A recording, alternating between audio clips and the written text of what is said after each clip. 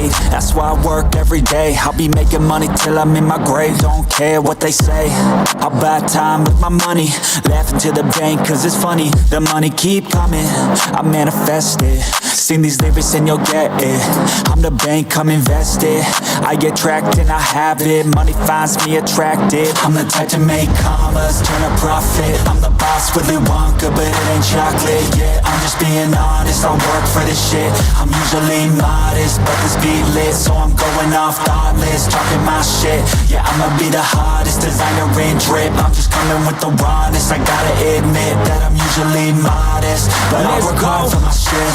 I'll do the work, yeah, I'll do it till it hurts. I'll invest in my future, I'll invest in the purse. That's right. I wanna be so rich, life changes, and I don't ever think about how much I just pay it. Yeah, it's a dream, the American dream. Live on top, don't stop till you got everything. But there's balance, cause this life is a challenge. You gotta live in the now while building. I'm the type to make commas, turn a profit. I'm the boss, Willy Wonka, but it ain't chocolate. Yeah, I'm just being honest, I work for this shit. I'm usually modest, but this beat lit, so I'm going off thoughtless, talking my shit. Yeah, I'ma be the hottest designer in drip. I'm just coming with the rawness. I gotta admit that I'm usually modest, but I work hard for my shit. It's not about the destination, it's about the journey. So keep working till it's hurting, cause that's when you start deserving everything you want, everything you need. Trust the process, yeah, you got this. Keep on working till you bleed. Yeah, I've been there, yeah, I've done that. 10 long years of breaking my back, but now I'm up here, never looking back. I got more dreams that I wanna go attack. Keep on going, keep on moving, never give up. I'll keep going, I can prove just what I'm made of. I got that fire in me, got that desire in me. I'm never tired, I'll be pushing till I'm finally free. I was made to break away from the pack, to challenge, to fight, and to carve my own path. This world wasn't made for the weak, they don't last. Survival of the fittest, so be vicious and attack. I'm the type to make commas, turn a profit. I'm the boss, Willy Wonka, but it ain't chocolate. Yeah, I'm just being honest, I work for this shit. I'm usually modest, but this beat lit, so I'm going off thoughtless, talking my shit. Yeah, I'ma be the hottest designer in drip. I'm just coming with the rawness. I gotta admit that I'm usually modest, but I work hard for my shit.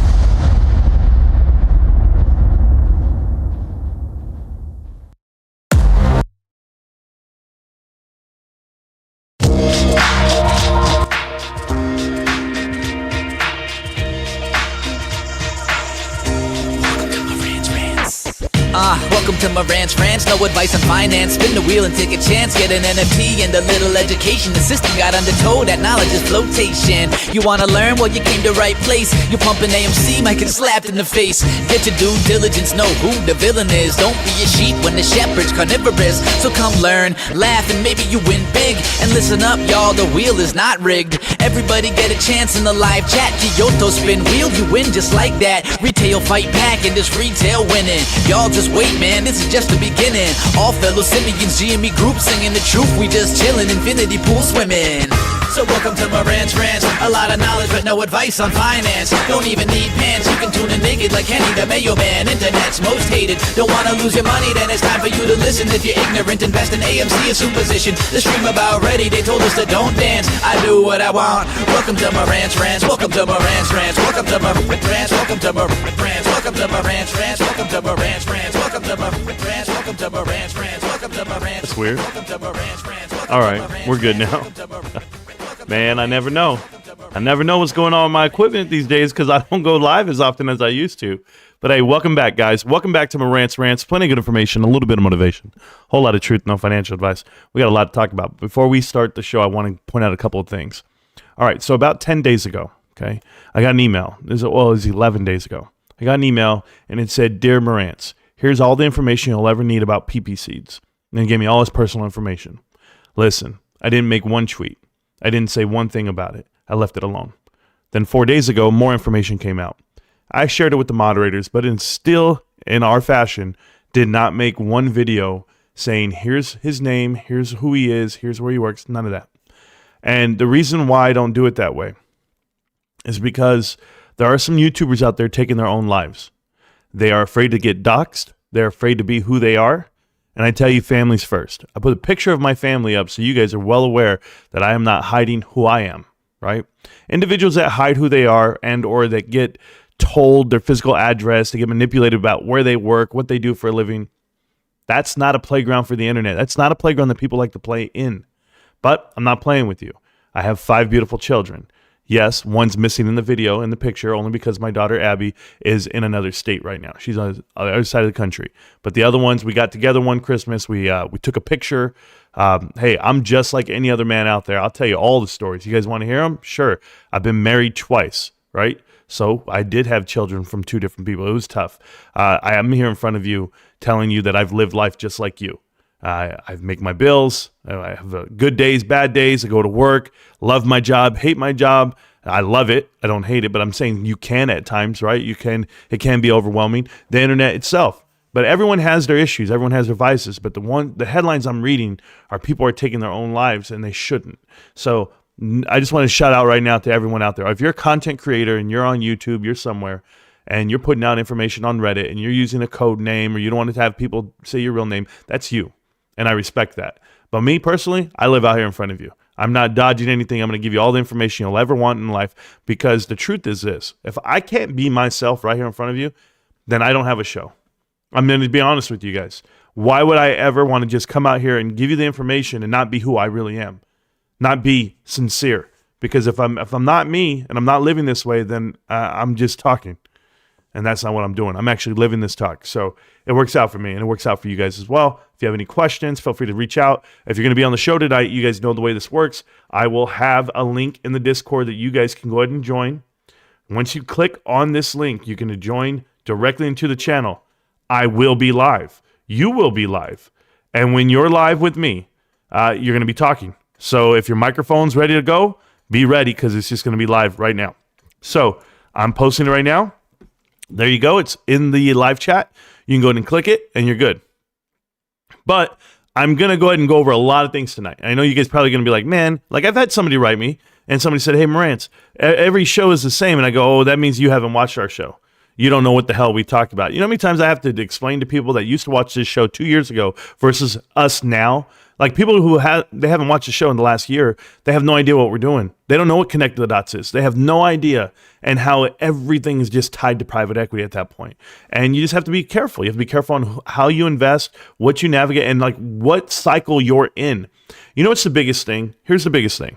Psychological differences, okay? People want to look at companies and they want to look at investments and say, what am I getting right now? So the minute you name something, everyone's going to come out with the negative and be like, oh, yeah, look at their cash flow. Show me their cash flow. Show me the balance sheet. They're going to do all of that. What's the T12? What's it? And because they can't see past instant results.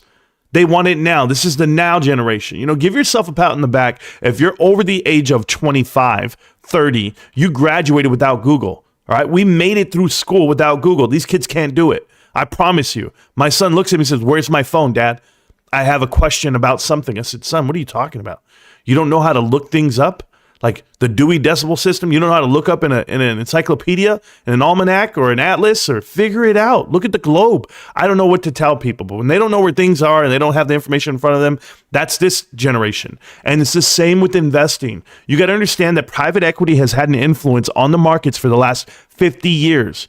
And over these last 30 years, or even 25 years, where people are automatically getting their information via the internet now, right in front of you, and they can manipulate it. And we're going to go over that tonight. But they want returns within 3 to 5 years, because that's how long these funds are holding this money. If you don't know about GPs and LPs and how that all works out on the fund itself of private equity, these guys are pouring in billions of dollars. But it's with the idea that they're getting instant returns. Nobody wants to go pour it in and go, I'm going to get 7%. Nope. Can't do that, because that's not going to make it for them. They want to, their risk tolerance is so different than yours and I's, because they want it now, right? And I have to slow people down. I'm just telling them, listen, guys, your 401k doesn't get massive overnight. Well, some of these companies that you're looking at that you don't understand the balance sheet, like a lot of us break it down. I am in it every day. That's not an exaggeration. I'm just saying to myself, I'm just like, oh my God, did you know that if GameStop comes in flat on sales, which they were down $110 million last quarter. I'm talking about last year, quarter 3, they were down $110 million, and they still only lost $94 million, I apologize. But if they come in flat on that down number, Do you know where we're at? We're looking for a profit of $5 million this quarter. I hope people know this. The trailing 12 has you at 5.1. If we can get a $5 million swing, and I'm talking about $5 million profit, then we're talking about T12 positive, guys. And I can see it happening on those flat numbers because of Mario Brothers, because of physical game disc sales that people don't want to give it credit for. But I promise you, people are shopping and people are buying video games. There's a lot of guys out here what are you going to do with the digital download? I download everything. I digital. You probably do. But this industry is growing faster than the decline of physical disc. So understand that. There's a new gamer. And then, of course, they're actually diving into that world of digital. And it'll all work out. It'll all work out or it won't. I mean, there's only two options here, guys. Either, the ship is sinking and I go down with the captain, or we're sailing. We're sailing on yachts. So I feel it's worth the risk, and I feel it's worth the time, my time. So I definitely am doing that. We're going to break down a lot of other things here, and I want you guys to pay attention to it, okay? So the first thing that we're going to look at is, let me get myself off the screen because we all know I'm not cute. And how am I doing? Oh, you know what? Let me read some chat really quick before we get going. Because I'll tell you what we're going to break down. We're going to break down a couple of analysts of GameStop over the past couple of years. We're going to look at this website that utilizes info a certain way. And it's what some of these hedge funds or these plants in this industry are using. I know they use stock analysts. I know they use macro trends. I use macro trends. I saw someone else using stock analysts. It was a small man finance. And he kept saying, well, this is so easy to look up. So I go to the website. I'm like, okay, kind of explains why this website exists. It's going to be, you'll see what it is when I show it to you. But other than that, guys, yeah, my family's on the front page. Yeah, wife, daughters, sons, everybody. I'm not ashamed of having my little guys around me and my kids. And I'm sure they know how hard I work. For the stuff I do outside of just this YouTube, right? I go to work every day, and I've been averaging 10 to 11 hours a day at work, and that's why I haven't been in front of you. And I need to grind. I feel more secure with my career today than I probably ever have in my life. That's how good I feel about going to work and knowing what I'm doing, how to do it. I feel better every day. Like it's wild. We use this phrase. And you certainly want to use it in retail, and you want to use it anything you do in life.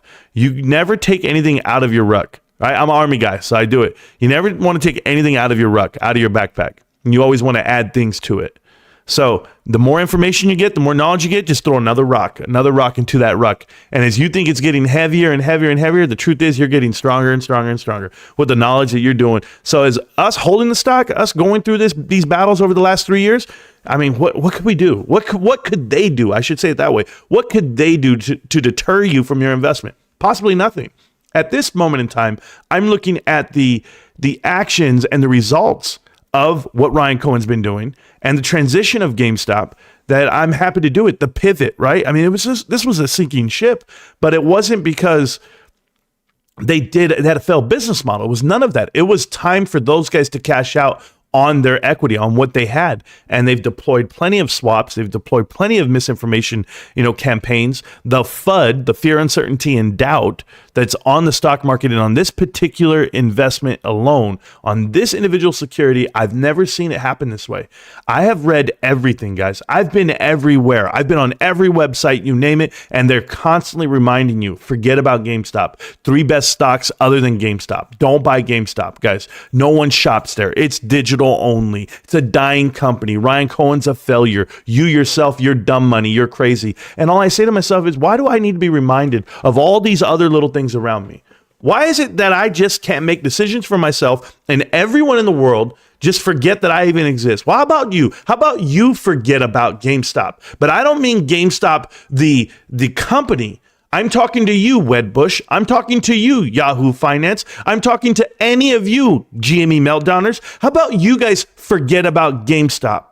But forget about GameStop, the investor. Can you just forget about me for a night? Can you forget about me for a day or a week? Can I go a whole year without you making a tweet, a comment, in the damn video, follow me around on live streams? Meltdowners, I'm asking.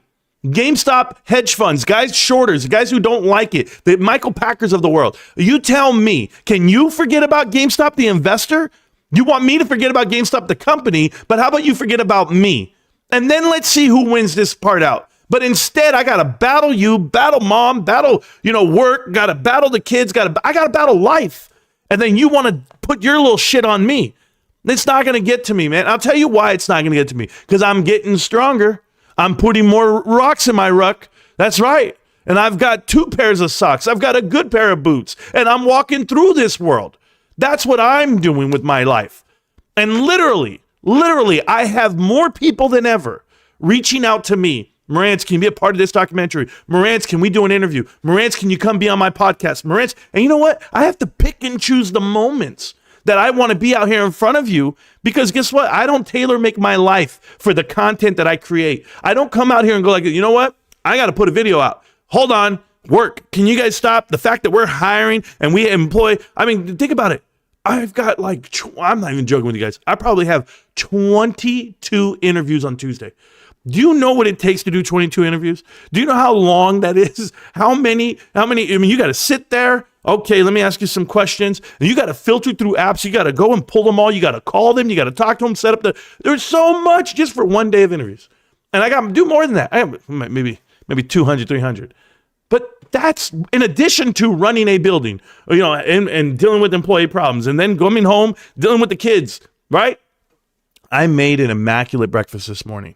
I'm going to tell you guys something, okay? This is honest truth. My wife and I worked 10 hours last night, and I was dead tired. And my wife texted me, and she said, baby, I want to go out. I said, always. Listen, I don't have a problem with this. I just always got to be reminded of what it takes to do the things that she wants to do. This is Relationships 101, guys. Take it. Write it down. I watched The Breakup today with Vince Vaughn and Jennifer Aniston. By the way, gosh, she's great. But I watched it and I was like, man, I see what the issues they had. One, they didn't know how to argue. That's the first problem. Second problem is you got to find time to do the things you're supposed to do, the things you want to do. You want to live life this way? Great. I want to live life diamond-handed. I love GameStop, but it's not costing me too much to go out. People always see I'm out every weekend. Yo, Marantz is out again. He's out dancing, whatever. Yeah, it might cost me $40, bros. $40. Compared to the amount of money that I spend elsewhere on other things. I literally invest, $1,000 at a minimum a month. So what the hell is $40 to me? No, okay, we can afford that. But you got to think about all these things that you want to do before you buy a house, right? You ever try to buy a house? Watch this. Guy goes like this. This is how it all works out. They go, hey, I want to buy a house. You go, okay, what's your debt to income ratio? How much you got on the books? Like, hey, before you guys ever do that math, before you ever figure out how much you can afford, do me a favor. Not only do you make sure all your debt's serviced, right? Go ahead and factor in how much money you invest. Do that. Go like this. You know what? I'd love to buy this house, but I take about $400 out of my check and I put it into the market every month. That's an expense that you need, not an expense that's optional. And the reason why is because you're trying to set yourself up for later in life. You need to. We're all living longer, apparently. Well, with the exception of Susan Summers. Was that her name? I didn't watch Three's Company. My wife tells me all about it, but unfortunately she passed. So shout out to her and her family, or rest in peace, rest in paradise, whatever they say. But I will tell you this, for me personally, I woke up this morning, I'm going to say it again. I'm forever thankful. Thank you. And I'm saying this to any creator you want to name. I don't care. I'm just thankful for being here. I don't condone any violence. I don't care what's going down in the Middle East right now. I care enough not to pick a side. I'm telling you, I pick the side of good versus evil. And I will just tell you, I don't condone death, period. I don't understand it. I don't understand how people can just hurt other people. It's not even in me. Even if you attacked me and my family, I would defend them. I would disable you. I would shoot you center mass of the leg, not of the chest, not of the head. That's not what I'm about. And listen, I'm not weak about it. I've just been trained different than you. I've been trained in the greatest army in the whole world. I've been trained from the United States Army, but they teach you a lot of things. They teach you how to be tolerant. They teach you how to actually make those smart decisions so that when you're in those tough environments, you can make a choice decision. And I tell you this because there's some people out there that are untrained. There's some people out there that are reckless. So that's just my opinion, and I'll live with my opinion. I'll die with it. Now, check this out. Before I keep going on with this story that I was going to tell you guys, I had somebody come into the chat, and it's none other than North Star. Now, North Star has been a huge, how can I put this? Skeptic. North Star has been against anything I've ever put out, saying that GameStop's going to be terrible, and North Star, I don't mind you talking about me in any way, shape, or form. The floor is yours. How are you doing? This is where you speak because your mic's unmuted. Go ahead. No, North Star, you don't want to talk? Cool. Whose house? How you doing? Go ahead. What up, Marantz? It's just easier for me to listen this way sometimes, so I'd be hopping in here. But I ain't got nothing. Oh, that's fine. I appreciate that. This is where you speak because your mic's unmuted. Go ahead. Can you hear me? Oh, I can hear you. You probably have me on delay because you're watching the show. But if you close out the YouTube and you just listen right here on the Discord, then we'll talk and interact, and you can go back to the YouTube. But what's going on? North Star, I can definitely hear you. This is a part where he's on delay. These guys are savvy with their Twitter fingers, but they're not too savvy with how to operate Discord, apparently. And it's really simple. It's a plug and play. Still listening.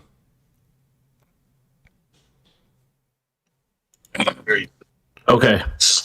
I close it out. Can you hear me? Yes, I can hear you, sir. These guys are savvy with the Twitter fingers, but they're not too savvy with how to operate. You have Discord, to close apparently. the YouTube. Really simple. It's a plug. Close YouTube, hang out in the Discord, and then we can talk.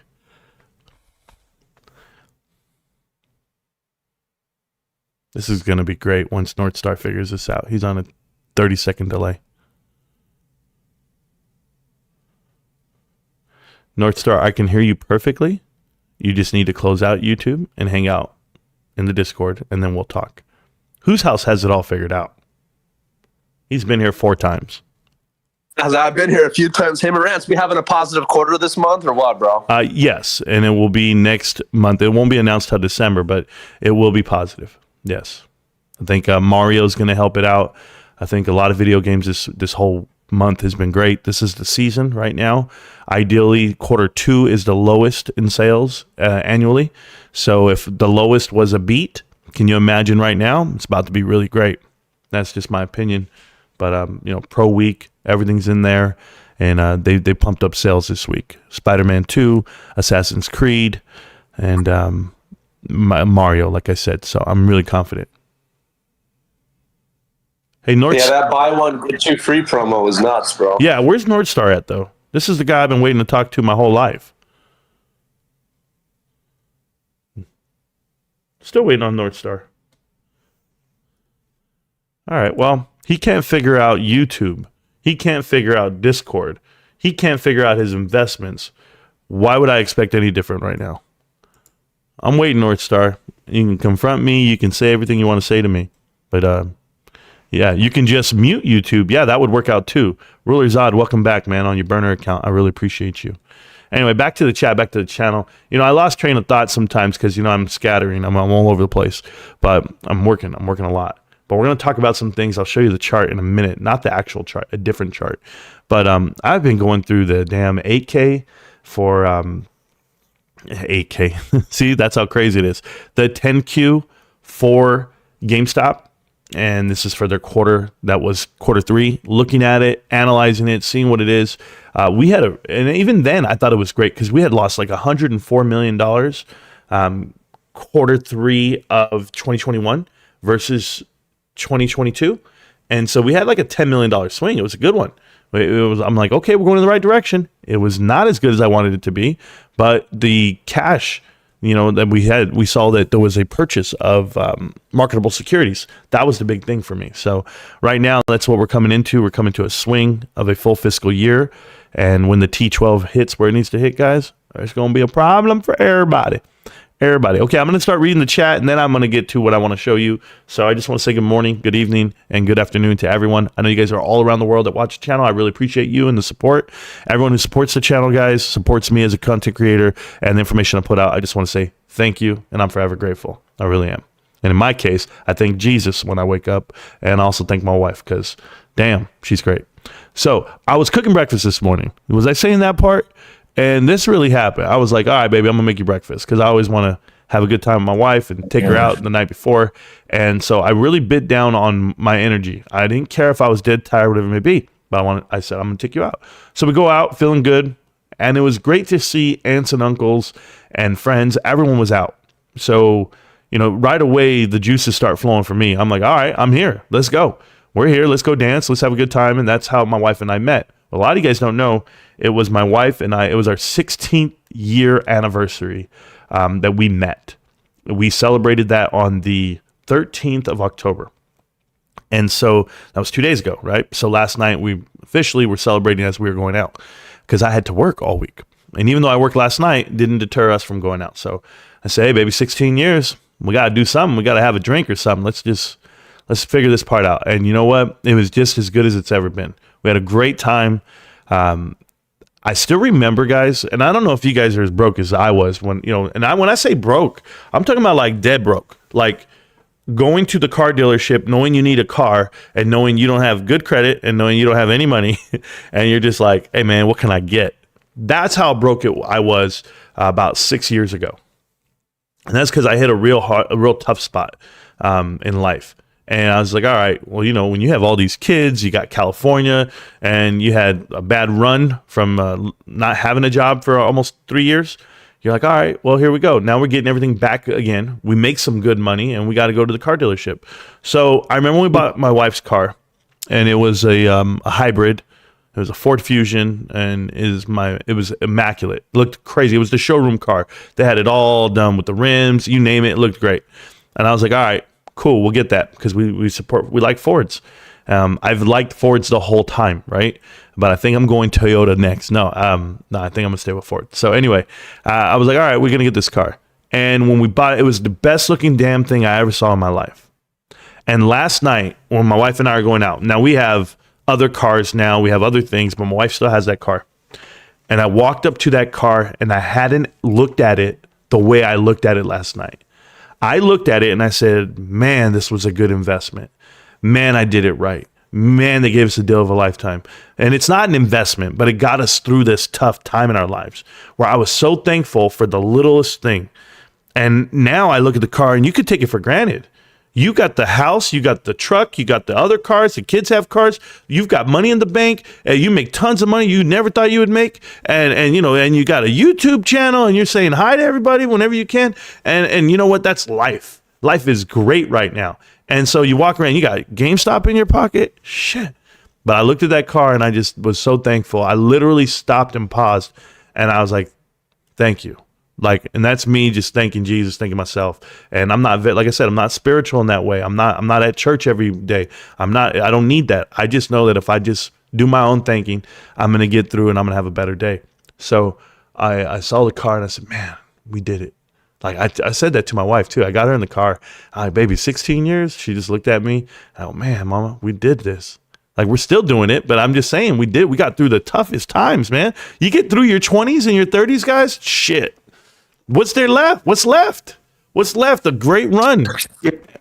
And I'll tell you why. And I know you guys want to talk right now in the chat, but just give me a second. I'm going to tell you something. This is why I think about GameStop, okay? Because GameStop's a company that's like a 20-year-old. You're getting through it all. You're setting up your finances. You got to create your infrastructure. You got to get back on track. And they are. And they got new leadership. They got new owners. They got new everything. And you're right there and you're like, okay, let these guys get some time under their belt. But everyone's looking at balance sheet. Everyone's looking at financials. Everyone's looking at cash flow. And they're not just looking at the whole nature of it. Hey, this thing has to grow up and grow out. And it will.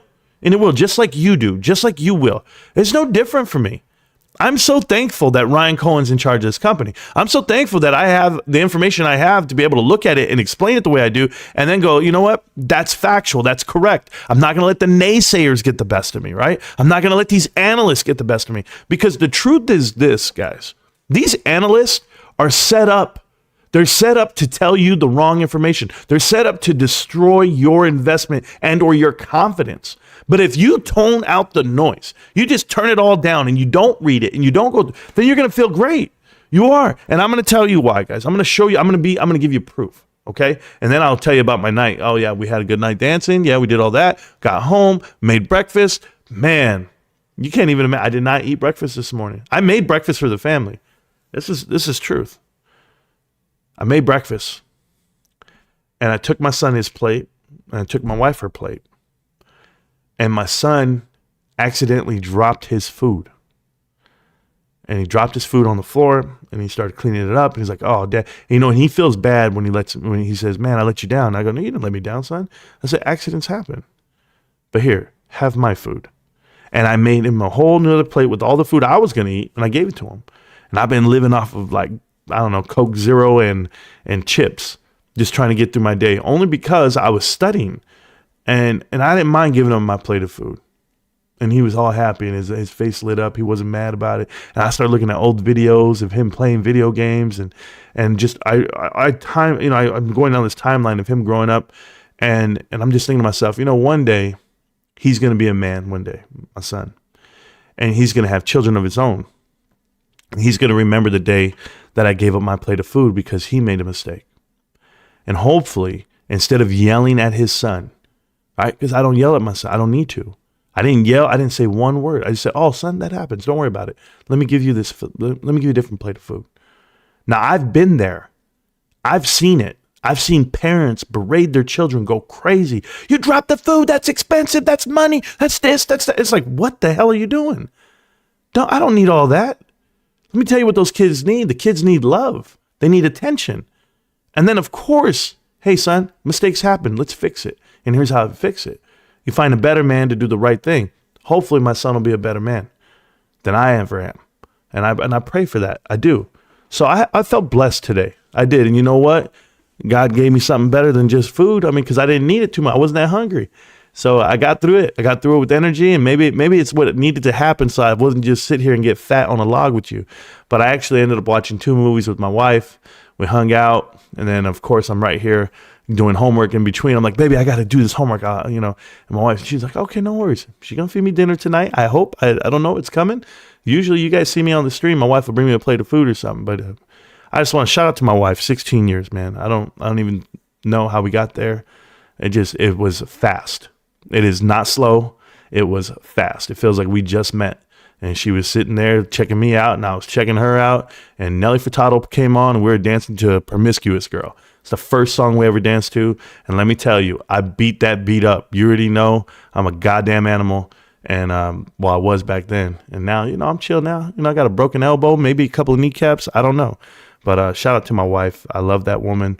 And an Adam Aaron moment will never happen for me. Okay. And if you guys don't know Adam Aaron, the CEO of AMC, sending out nudes and chasing down ballerinas and 16, 18-year-olds, whatever the hell he's trying to talk to, allegedly. If she was 18, I don't even care. When a girl's 18, I literally look at her and say, ooh, she probably doesn't wipe right, or she doesn't take showers, or she needs to wash her hair, or she has bad credit, or she doesn't have a real job. Those are things I think about. I'm not about to sit here and give you my GameStop shares just because you look good when you're 20. We all look good when we were 20.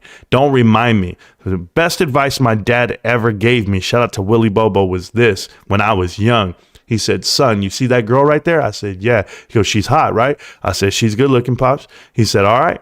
He said, listen to me. There's good looking girls every day, because the older you get, there's always somebody coming up in the ranks. He's like, you don't need them all. Find the one. And he goes, find the one that'll feed you.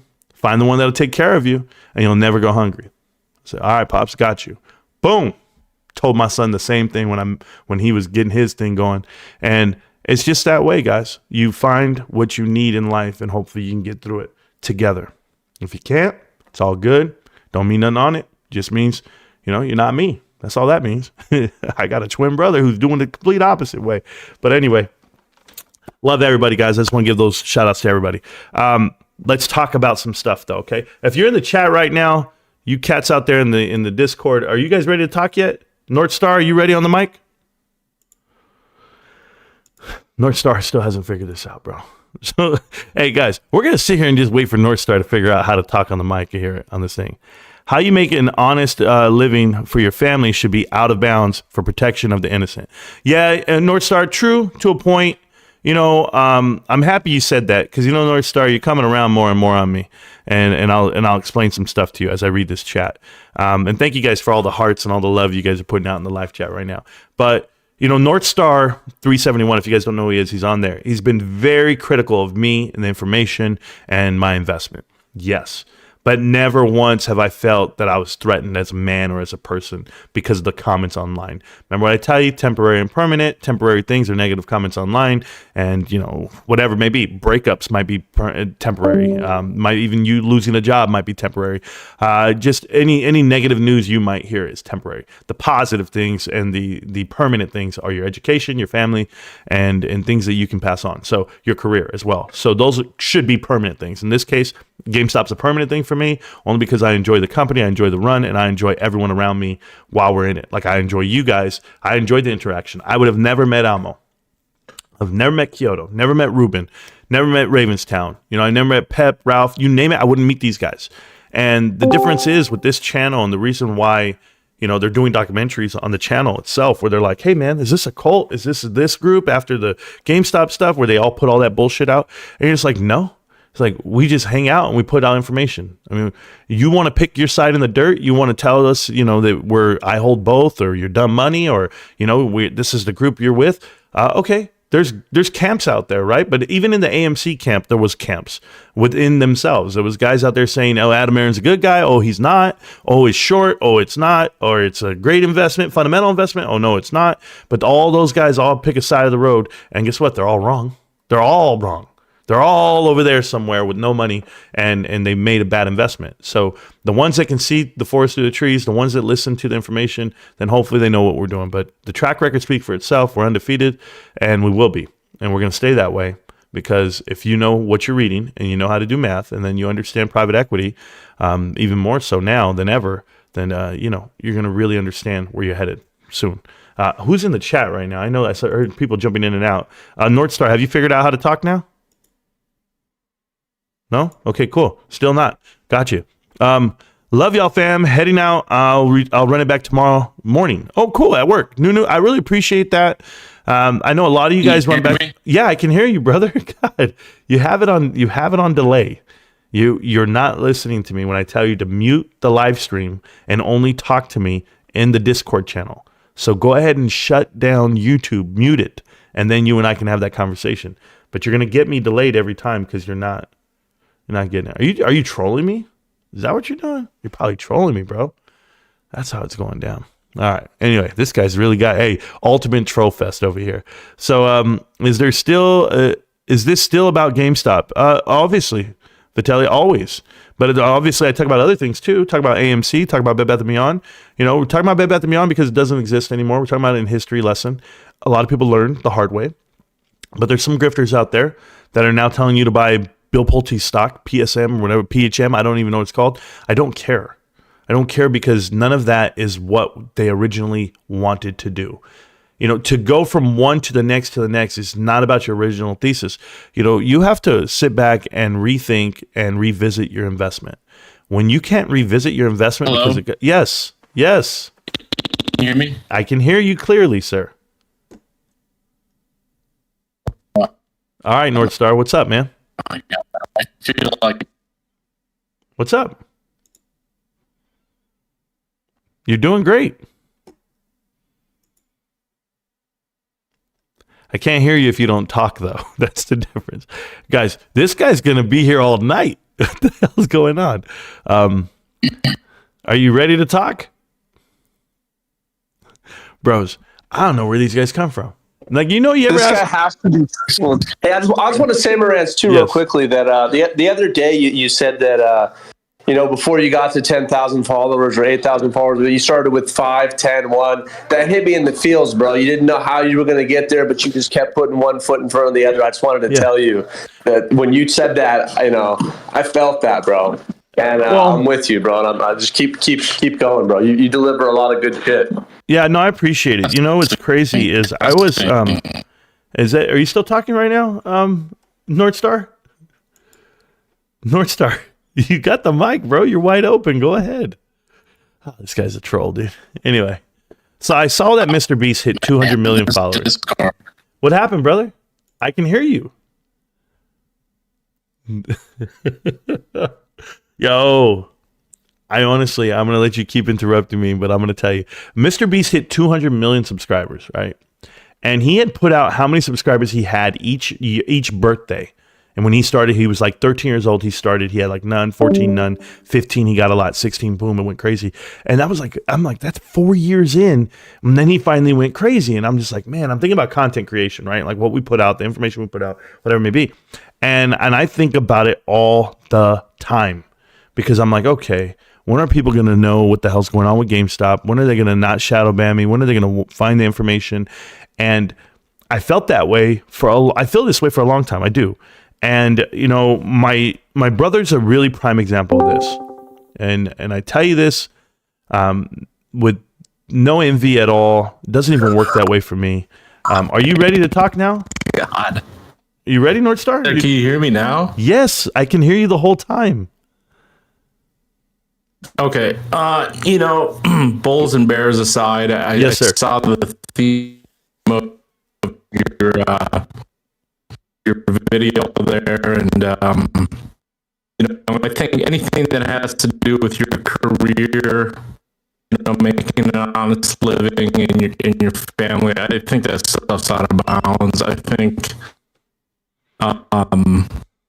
you know, anybody on the bear side that says anything about how, you know, your career or any of that, I think it's out of bounds. I don't co-sign it or anything. I totally agree. Need to respect that. I think you're better off typing than talking, but I totally agree with what you're saying. And you're absolutely correct that your Discord is jacked up. I promise you that it's not us, it's your connection. But I support what you're saying. I really do. I don't agree with how they're putting out that information. But back to what I was saying. What was I saying before this? Oh yeah, about where we start and like where we finish. So check this out. So my brother, right? So my brother decides to make up a TikTok channel, and he goes through and he gets, you know, a couple of thousand people, and the next thing you know, he's at like 15,000, and all he's doing is thirst trap videos, dancing around in his socks. And I was like, bro, that, you know, whatever. You can get all the girls you want. You can look at anything. Like, he's using it as a dating app, basically, because he was letting girls hit him up in the DMs, and he's going out on dates, whatever it may be. And then somewhere in there, he came out with his real take. Like, he gave a sports take on someone's video, and his sports take took off because people were like, yo, whoa, this guy knows sports. And so he just said, you know what? I'm going to go sports. I'm going to do this. Well, the thing is, he's been doing sports for 25 years, like since we were kids. And that's what I mean. Like, he's cashing out on something that he's developed over this last 25 years. I didn't know about private equity till like a year ago. I still don't know enough, right? And I still don't know everything I want to know about GameStop and where it's headed. Well, I do. I know a lot, I hope. But you start somewhere. And that was the point for him. So his thing took off, and he did really well last month and the month before that. And he's changing his life. He retired from the military. I think he has a couple of weeks left, and he's moving. He's going to buy a house in Texas, and he's got an employee with him that's going to help him with his show. He turned down one agent on a deal. They only offered him, like, I believe it was like 30 grand a month. And I know you guys are thinking those are like crazy numbers. They're not in the world of podcasting. Now, compared to me, obviously they're crazy numbers. I wouldn't even know what to do, because the truth is I couldn't commit myself to $30,000 a month, because I wouldn't do a show every day. I wouldn't give up my career for 30 grand. I just wouldn't. No way. It's not enough. Not when I have the best career of your lifetime, and then I love the stability for the family. I don't need to risk it that way, and it's all a flash in the pan. So I said, no, I'm good on that. I love what we do. I love the information we give and how we do it, and that's why I started watching that video from CoffeeZilla about Podcast One. And I'm thinking to myself, there's so many people out there that put out information, and they're all trying to dox each other. Right? The newest thing is to dox each other and give out the info. And I totally agree with North Star saying it's like, it's not right to a point. But when they do it to you, you know, when they attack you and they throw you through the mud, and they rake you across it, and they tell you, you know, you're terrible, your information's wrong because of who you are and where you work and what you do for a living. It's not true. They're just trying to smother you. You know who you dox, you know who you go after, you know who you destroy from within, are people that are a threat. This is why I didn't put out the information on PP Seats. I'm going to tell you guys, okay? I got the email over 11 days ago. Swear to God, put it on my son's life. I got the email 11 days ago where they told me his name, where he is, everything. I'm waiting. I'm chilling in the cut. They write me 3 days ago and say, hey, we're going to go out with this information. We're going. Everyone's going to go. They're going to put it up on everything. And I'm just like, man, I don't want a part of this. Now, I just happened to see the picture at GameStop and I said, oh, that's funny. Like, I can do that. That's the funny part. I'll be funny about it. But this is well after they're all putting out his information. But I still didn't say his name in there. I still didn't do any of that stuff because it's not worth it to me. And it shouldn't be worth it to you guys either. No one should be out there chasing people down, what they do for a living, where they're at, jeopardizing their families. Because I know what it feels like. It's terrible. It's terrible. And initially, you get the info and you're like, okay, I got this info. I know what it is. And sometimes you'll put it out to your crew and you'll say, you know what, guys, vet it. Where does it come from? Like, is he like an analyst? Is he one of these guys who are, just a stock pumper? Or is it just a kid with a dream who wants to be like Data Zero? Just a kid with the dream who wants to brag to his family that he's famous and that he has all this clout and he's moving mountains and he's making paper. And it's like, okay, trust me, I felt the same way when I got promoted. I was like, yo, man, I made it.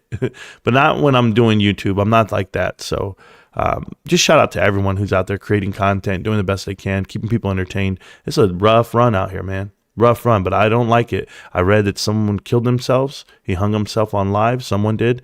Another person was doxxed and they approached them at their house, whatever, maybe like all that stuff. No way, man. You couldn't knock on my door. You knock on my door, we got a problem. Like, cause I'm still a man. I still live in America. I still got my family. Like, I'm totally different on that end. So, and I know how they would feel. So it's not true. What do you think of PP now that you know who he is? I don't think anything. Like, even if you know who he is, I know what he is. He's wrong. That's what I think. I think he's wrong. I think he's been wrong. But these kids chase bags. Okay. I'm going to tell you what I think of PP. Okay. Just so that we're clear. All right. And everyone knows. I saw a picture of him holding up a sign that says, turn in bad cops. Cardboard sign with his mask on out in the public like this. I don't respect that. Not at all. People always tell you, well, he has the right to protest. I gave him that right. Okay? Any veteran out there that's put his life on the line, that's served his time overseas, Cohen, wherever you serve, I don't care. The only reason why they get to protest and do that bullshit and not have a job and be out there on their day off is because they gave that right, because the military gave them that right. That's it. We're out here defending freedoms. And I'm going to tell you something. When you're doing that shit, putting up a sign in front of a cop that is not a bad cop probably, why would you do that? Why would you put shame on the whole police force and in the one right there in front of you? That's not a very Texas-like thing to do, and that's not a very man thing to do. Okay, you feel a certain way because you've been unjustified, like somebody treated you a certain way, then you can speak up on it, and you can do it in a lot better way than that. But just screaming with the sign in front of you, fuck that. That'll never ride with me. That's how I know what type of man he's not. That's the difference. Okay. And I'm just telling you, there's guys out here who live this life, who understand what the protest really is. Let's see a grieving parent. Let's put them in front. Let's see what they're doing. You out there by yourself with a sign in front of a good cop, right? Is he a good cop or is he a bad cop? What are you trying to tell me?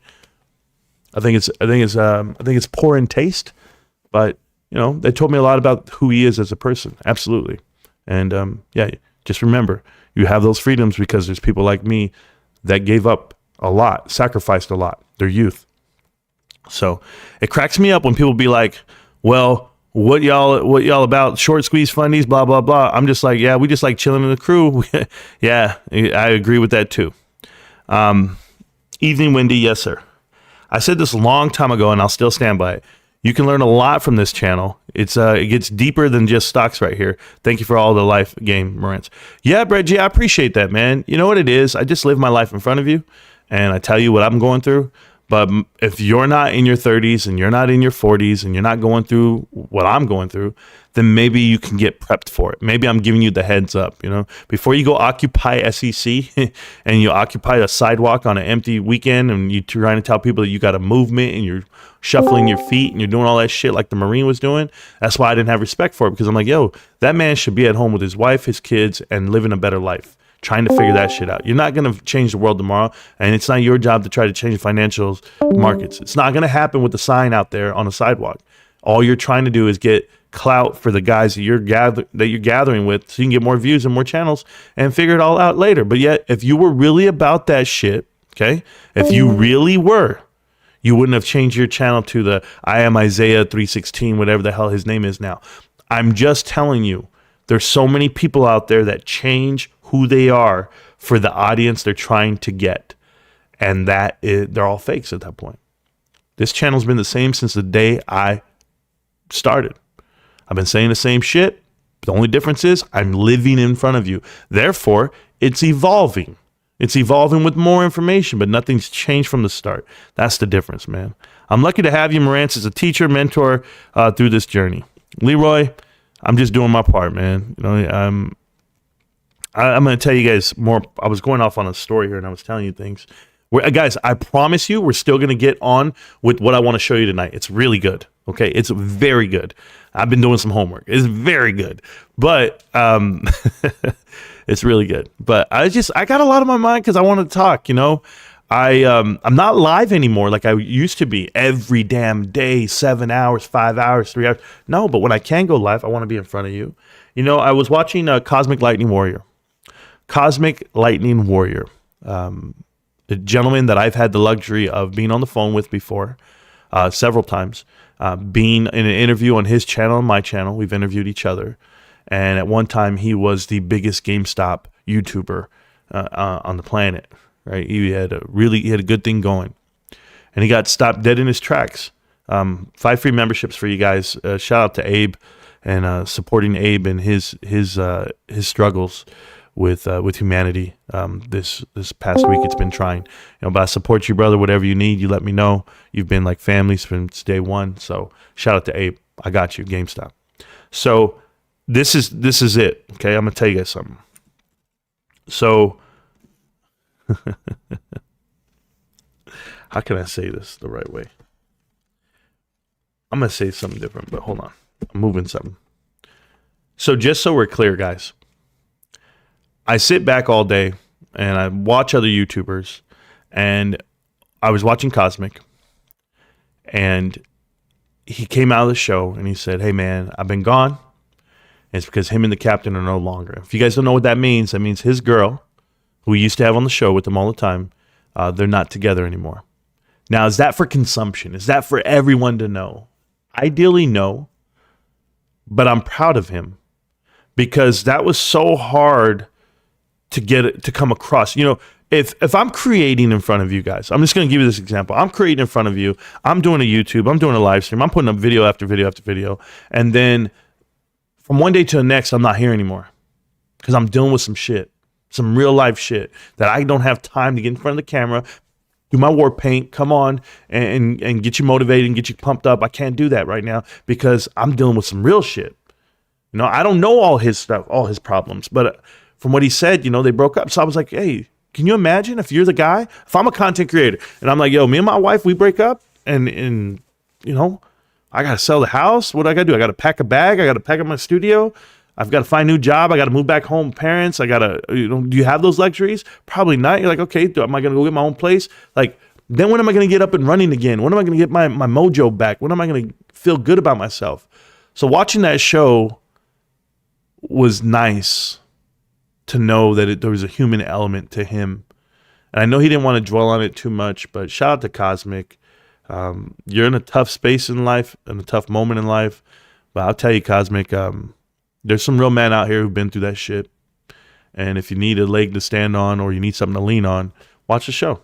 Hang out. Watch it. We're here. And so that was it. That was what I saw. So a little bit of truth out there, huh? For everyone. But nah, wife hasn't kicked me out just yet. You know what? And I would be just like that. If my wife came up to me and said, you know what, baby, it's time to sell those GameStop shares. We're done with this nonsense. We're done with YouTube. We're done with this or the job. We're moving. If I lost my job or anything big happens in front of me, I'm going to come over here and I'm going to be like this. Hey, guys, I just want to give you a heads up, man. You know, I got caught up. This is what this is what went down. You know, I can't get caught up. I'm too grown. I'm too grown.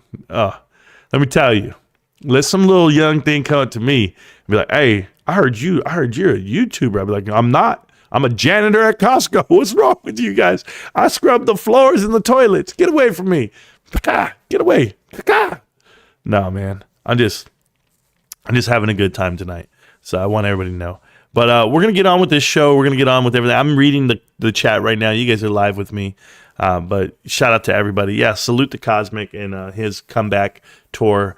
We support him. I saw a lot of you guys in the chat. He was there. I don't know if I text anything while I was there, but I definitely was lurking after the stream. I even think I called Almo and told him, I was like, yo, man, I'm watching Cosmic right now. Only because, I support GameStop, period. I don't care who's talking about it. So if Tetron's in there, I'll go cruising Tetron's live and I'll say what's up. I'll do all that. So, yeah, you guys know exactly what the stuff was. Yeah. Writing them covered calls, risking it all, doing your best. Yeah, no problem. A lot of you guys get muted in the chat for 300 seconds. If I found a way to mute you for longer, I will. A lot of you clowns are out there. But pinned to the top of the chat right now is the Discord link. If you guys click on the Discord link, you can join the live stream and talk to me and tell me anything you want to tell me. If your name is North Star, well, you're going to sound like a goddamn robot. If your name is Who's House, I'm just going to tell you, chill, and you're doing great in there. Now, let's go ahead and look at the chart. Let's go for it, what we're going to look at. Let's see how we can get there. So here is the website. Boom. Boom, boom, boom, boom, boom. All right.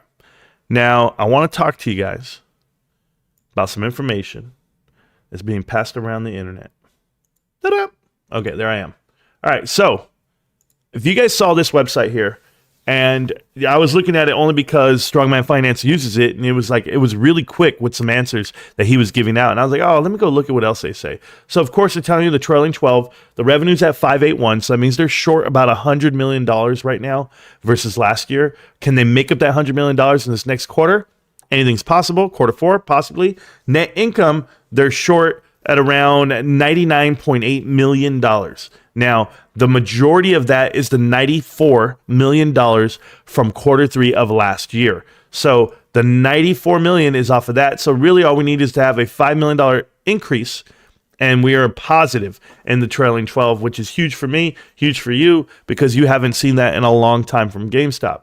But what I was looking at when I saw this, I was looking at, did I go to financials? I went to financials. I didn't care about that right now.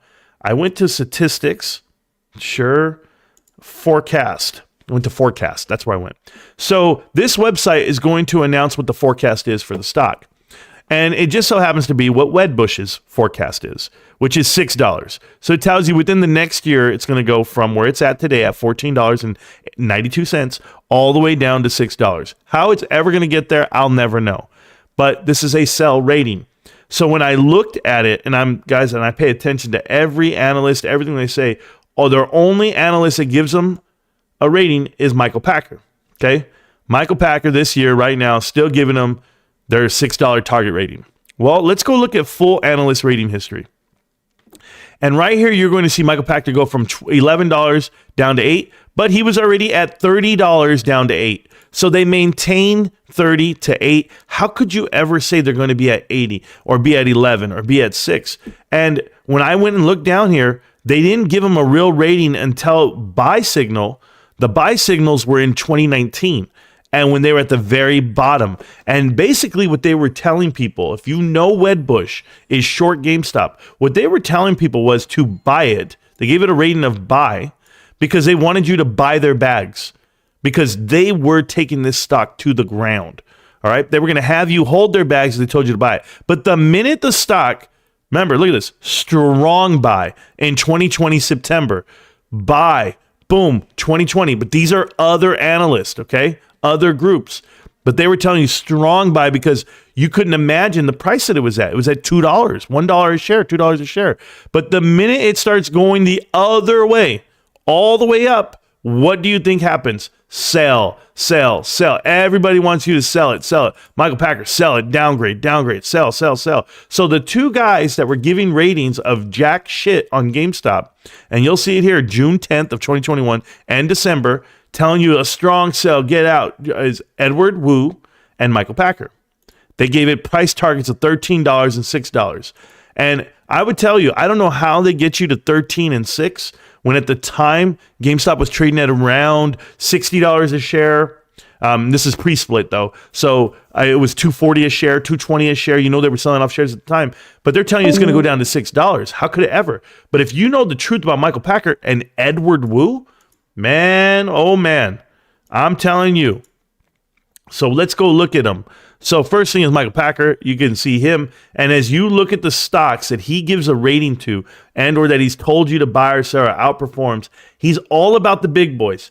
He's all about Netflix, Peloton, Amazon, and then Roku, Alphabet, Google. But all this, but yet to talk about like AMC and to say it's going to go from 13 to 18, 35 to 18. Why don't we just pick the bottom? Why don't we just say the floor at that point? But he wouldn't. But he'll say the floor for GameStop. And as you look at all the ones he talks about, okay, everything you see, Meta, Best Buy, you name it, it's all about getting that information out to you. But of course, he wants to talk about GameStop. So I was like, okay, I can deal with Michael Packer. I know they're short. I know he's Wedbush. But here's Edward Wu. Edward Wu, who's from Ascendant Capital. Edward Wu's going to talk about a stock that really triggered me, guys, because it's right here. Wizza, whatever the hell it is. Do you guys remember me making the video? Do you remember me talking about this, about Lou versus Wall Street, picking out this stock out of nowhere and told everyone, this guy maintains it as a buy. That's the first problem I have with it. You would never even know this company exists, that you should even analyze it. But yet he's telling people to buy it. And you're buying at the peaks, guys, because this thing's gone. It's gone to 41 cents already. He told you to buy it, and it's going to go from $2 to $5. And this is in December of last year. So I really understand how these guys are pumping out stocks and misinformation. But the crazy part about this, the part that really triggers me is, who is Edward Wu? That's what you guys should be looking at. Edward Wu right here, this CFA. Yes, he went to UCLA. I get it. A lot of people did. But that's not my issue. My issue is that prior to working where he works today, Mr. Wu was an equity analyst for Wedbush Securities in Los Angeles, California. So what does that tell you? That tells you that Mr. Edward Wu was helping out his buddy, Michael Packer, to go ahead and give GameStop a negative analyst rating for that whole time frame. They were trying to dump this stock on you. Edward Wu's no different than anyone else. They're just buddies, guys. They're all buddies. And I'm going to leave them there for you so you guys can understand who is manipulating GameStop stock, period. It's crazy to me, but I believe it. And what else would I mean, why wouldn't I believe it, right? Oh, man, my mouse is acting up. It doesn't do this often. But now, man, what am I going to? I got to find my mouse. This is the part where I have to buy 50 screens, bro. I'm going to have to figure this out real quick. Watch this. Is it here? It's on one of these websites. And I can't even do it. Oh, I don't need a mouse. I'm just going to go to you guys. There it is. I found it. See how good that was? Anyway, so if you don't know it, Wiza, yeah, that's what it was, if you guys remember. Sell rating is fair until Ryan Cohen can prove. Oh, I love this, MC Ja. You're here? I needed a bear in the chat tonight. Thank you so much. I was afraid that I wasn't going to find one. Sell rating is fair until Ryan Cohen can prove that he can pivot successfully to something new. He's done a great job so far as trimming the fat, but bottom line, the current business plan has to pivot long term. That is wrong. It's factually wrong. It doesn't have to do anything. You know what's crazy part? That GameStop had an annual or a quarterly profit for so many years. But it's an annulated business, meaning they get 40% of their sales are done in quarter four. But to show you an annual profit, which is what they're going to do, that's all he has to do. All he has to do is profit, and we're back to where we were before private equity swept in and tried to gut this company. Now, it's like you telling me that they have to show improvements every year and growth. But like how could you do that personally if you were dealt the hand that GameStop was dealt?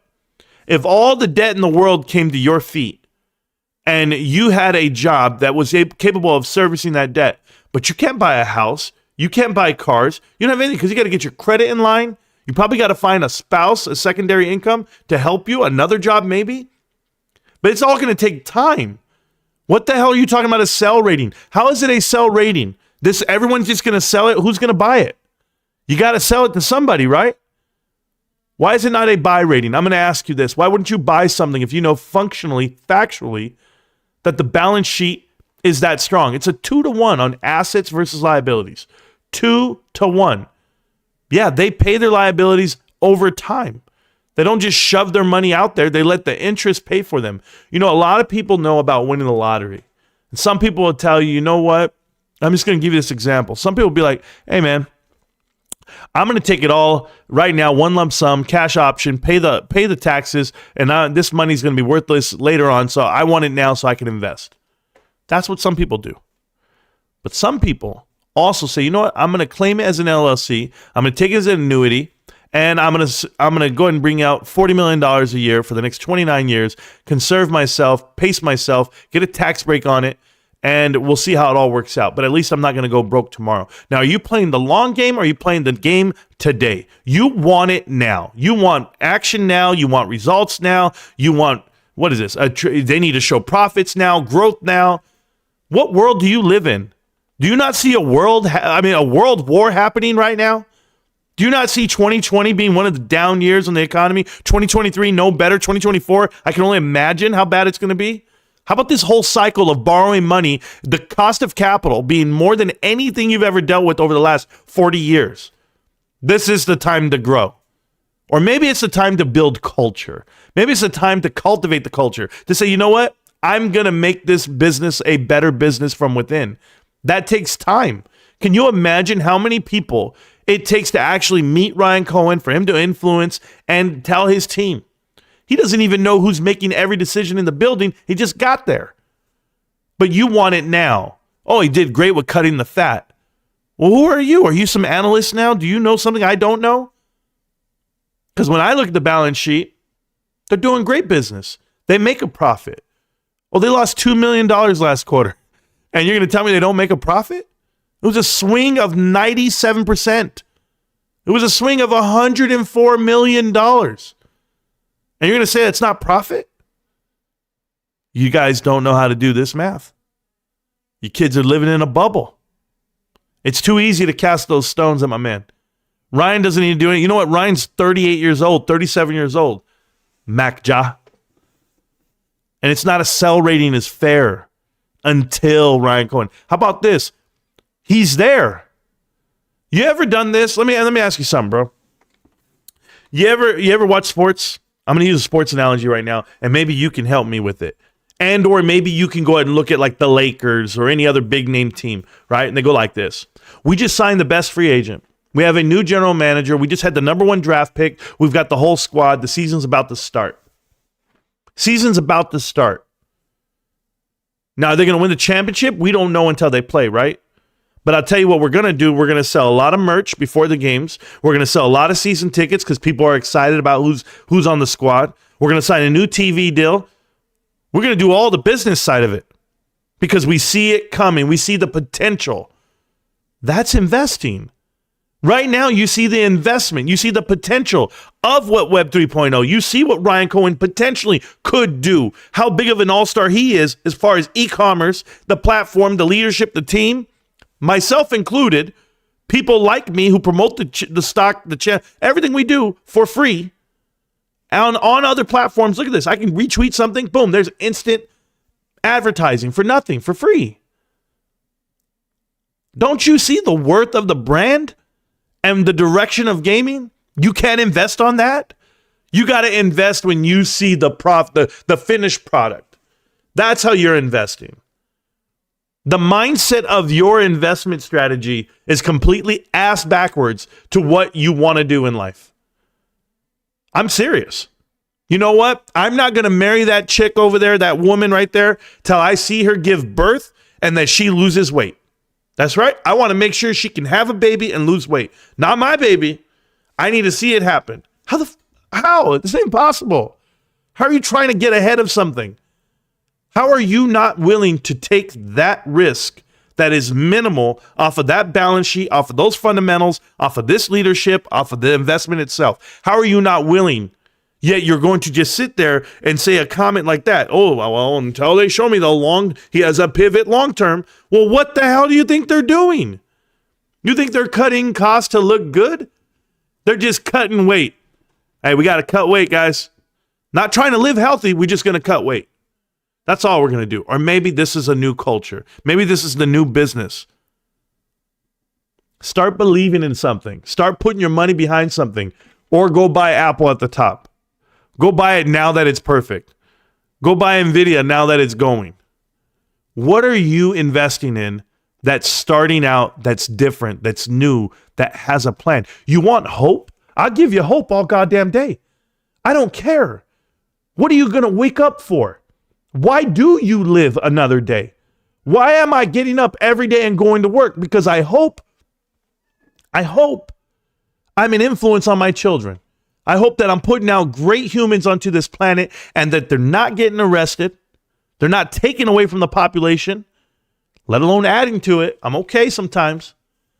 You tell me what we're hoping for. Certainly when it comes to GameStop.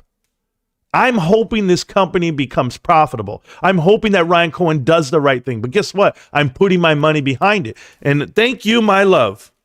Do we have a drink, baby? Do we have a drink? A cup of ice will work for me. Thank you so much, Mom.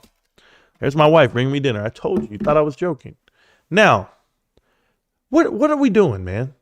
We're just, you know what? I'm going to buy it when it's a finished product, man. This is investing. You're not buying a product. You're not buying a car. I'll buy that car when it runs and it shows me that they're great. You know, I mean, what are you doing, man? You're just too much for me. I told you. My wife found me when I was 24. And I was out there dancing like I'm Justin Timberlake. And she didn't get that. She got the real deal. She didn't just get a Backstreet Boy. All right? You want to go buy something? Watch this. What would you buy? AMC, Bed Bath & Beyond? I mean, what have they pushed to you that told you to buy something? Or are you all professional investors? Mac Ja, I'm asking. What did you buy? What do you know? Because if we think like you, then nobody buys Chewy. Nobody invests money in a VC that's going to do a startup. No companies start because of you. Guys like you, or girls, whatever you are, however you identify yourself as, dumb, okay, dummies like you, all the hopes and dreams in the world wouldn't exist. To build something, you have to dream it first. You have to imagine it first. So I imagine GameStop's going to be amazing. I imagine Ryan Cohen's going to do great. Yeah, I'm imagining it first. Now I'm going to make it happen. I'm going to go shop at the goddamn store. I'm going to buy as much as I can. I'm going to do as much as I can. I'm not just buying the stock. I'm at GameStop every week. You got to pull me out of the store. And I'm not the only one. I'm going to get back to the chat. Get back to you guys. Mac J, do you have a penis? What the hell is wrong with you guys? What's a guy got to do? What's a guy got to do to get a beer around here? Yeah, I'm not drinking tonight. No. That's a ridiculous statement, no matter the gender. Thank you. Yeah, that's why it's a Zach Strong buy. Correct. Yeah. I love it. I love you guys. Get a ruler and measure it because this is a competition. Okay, we'll put it on the table. I don't want growth right now. Thank you, Stacks. This is a terrible time to try and grow anything. Totally agree. It's like everyone out there who says, I'm waiting for this housing market to crash, and then I'm going to go ahead and buy in. Oh, okay, because you know better, right? You know better than to buy the top. But they want you to show strength right now. I'm a farmer. I grow stuff. I love that. All right, I got to read the chat, guys. Here comes my drink. I'm so excited, and I just can't hide it. What happened, Mom? My what is bad? Oh, yeah. No, I'll take care of that. I made money on AMC puts on Friday, double my money. Oh, well, good job, Darren. I mean, that's a stock nobody cares about. Steve is way behind in the chat. He's saying, oh, Sherry. He's talking about the damn song I was playing, so you know he's behind in the chat. Gravis is back, guys. Please give Gravis a timeout every time he talks in the chat. I don't like Gravis. I'm never going to like Gravis. He doesn't deserve any time in the chat. So anytime he talks and types, we don't ban, we don't block. We just tell him he's trash, and that's it. Because Gravis pumps Bed Bath & Beyond, and then in turns looking for something else to pump. Maybe himself in the mirror. And if you do that, bro, you got your own issues. Just got to stop by and drop a like. I can't watch long. Got to go annoying work-related accounting. Well, good job, bro. That's Kyoto, by the way. To Marantz for that reaction to your kiddos spilling his food. Oh, yeah, my boy. Man, I gave him my bacon. I gave him my eggs. Gave him my cheese. And that's it. No, love the guy, man. That's the truth about being young. Once you get your ride, and once you get your ride or die, it gets better as you go. Yeah, Ruben. Yeah, Ruben. And even when it gets tough. I'm going to tell you the biggest thing I learned in life, and I don't share this all the time with everybody. I don't tell everybody. Am I taking this Michael Packer stuff off the screen? Yeah, there we go. One of the best things I ever learned in life, and I learned it at a late age. I didn't learn it until I was about 35, unfortunately. I learned how to argue. I learned how to argue to the point where I wasn't reacting out of anger or disbelief. Basically, I can't believe you would do that. No, I believe it. Now it's to the point where I'm just like, I'm a better parent for it. I really am. I was a terrible parent in my 20s. And the results of that was I had a fractured relationship with my children at times, and I got better as I got older. I think everyone's a terrible parent in their 20s. I'm just going to put that out there. If you're a great parent in your 20s, then you're beating all the statistics. Okay, I think my wife was a good parent. My wife just cut her eyes at me right now. My wife was a good parent in her 20s. That's because she had to be, right? No, I'm just telling you guys. For me personally, I was like, okay, I got to get better. I got to get better at this thing called life. So when I think about it, like my kids doing any wrong right now, it doesn't matter what they do. You can explain it to them what they did wrong, whatever it may be, but I can't go in there and just start kicking ass and taking names. I'm not doing that. No. I tell you, man, I grew up rough, but I grew up rough because my dad made us rough. I have a twin brother who's built like me, and it was like metal sharpens metal, that type deal, or whatever it says, iron sharpens iron, or whatever they call it. But for us, we're the same way. So now my boys, oh my God, I'm like, all right, son. So when I get angry, it matters. That's the difference. When you see me upset, or if I start getting short with you, yeah, that's when it's real. But if you're always loud and you're always yelling, well, what the hell? You got nothing. You got nothing to the table. So whoever just joined the chat right now and you clicked on it, sure, you can join back in the chat and talk to me. I'm around. But I'm going to read all the chat right now. We're going to get this going. And just want you to know, Michael Packer, Edward Wu, all these guys all work together at Wedbush at one point or another. So what does it matter? What does it matter, their rating? And of course, this is their rating. That's what it is. And people are going to promote that and put that all over the websites. And it's all there for a reason. They manufacture this news. GME is the easiest hold ever. Absolutely. Right 8 file for bankruptcy. Dr. Steve, I told you. I told everybody. Daddy of all short squeezes. Oh, okay. Cool. Whatever you want to say. Don't forget to hit the like button, family. Thank you, Highright. I really appreciate that. I'm GameStop GME all day. Thank you guys for that. North Star, do you read me? Over and out. No, he does not. It takes time, but never too late to start. Correct. Your care and your family. I don't even know what oh, yeah, the way he sounded. Yeah. Running 9 minutes behind at 1.5 stacks. I'm sure you caught up by now, but I appreciate you. Just stopping by. I appreciate it. Bro's connection is out of bounds. No shit. Out of bounds. Yeah, he's terrible, guys. Rico got some good beats. Not gonna lie, got some extra shares off of his takes. Oh yeah, High Rider. I don't bet on sports. I don't gamble. He's gambling his life away. He's gambling everything. That's on him. It's not for me. If you have a degenerate bone in your body, I don't like to hang out with people like that. People that need to have money on the game. I had somebody invite me over to watch the Cowboy game tomorrow, and they said, "Marantz, come on through. Let's watch it. Let's bet some money on the game." And I said, first off, the Chargers, bro, I don't even care. Cowboys, I don't care about the football anymore. I stopped watching. I don't care. I'm done with the Cowboys until Dak Prescott's gone or wins the Super Bowl. Then I'll say I told you. But until then, nah. And I got his jersey. But I'm just done, man. They pissed me off. Was that a gunshot? Hey, babe. Give me a second.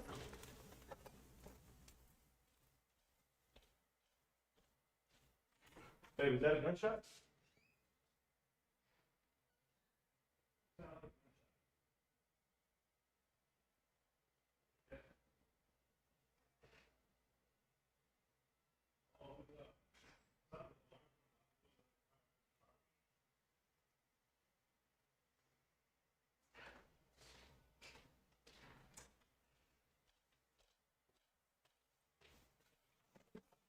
All right, sorry about that, guys. It was like either an explosion or a bomb or a firework. It was very loud. Very loud. Okay.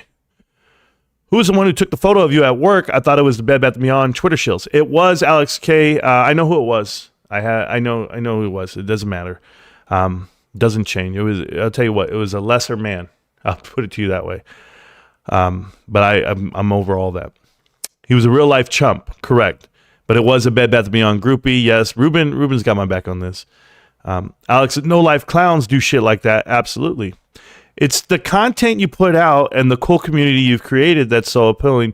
Thank you and welcoming. Shout out to you, Marantz. Thank you, Amber. I really appreciate that. You're part of the community. I saw you guys interacting on Discord. The Discord has almost 1,000 people. Like I said, it's free. You can click on it right now. You can join it. Support the channel, support the crew that we have here. As far as the content we put out in the community we created, I don't want you to ever say you. I'm not an I guy. I did this. No, it's a we. We did this because if you guys didn't show up every day, I don't know where the hell I'd be.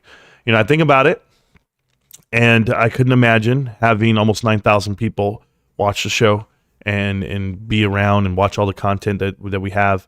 And all the views, all the hours we put in, everything, we do it together. Because if I'm here by myself, who the hell am I talking to, right? I could be, but I just had no idea that people would want to hear the information we put out. And then, of course, we've educated ourselves over the time. We've done it collectively, so you would think we're like a big hive. And it's not hive-minded, but it's more like just well-put information, and we challenge each other. And I know the guys in the Discord challenge each other, God, more than I want them to. But it's for good reason. They're talking about strategy, investment strategies, how to, play that derivatives line and or long-term assets the way I do it.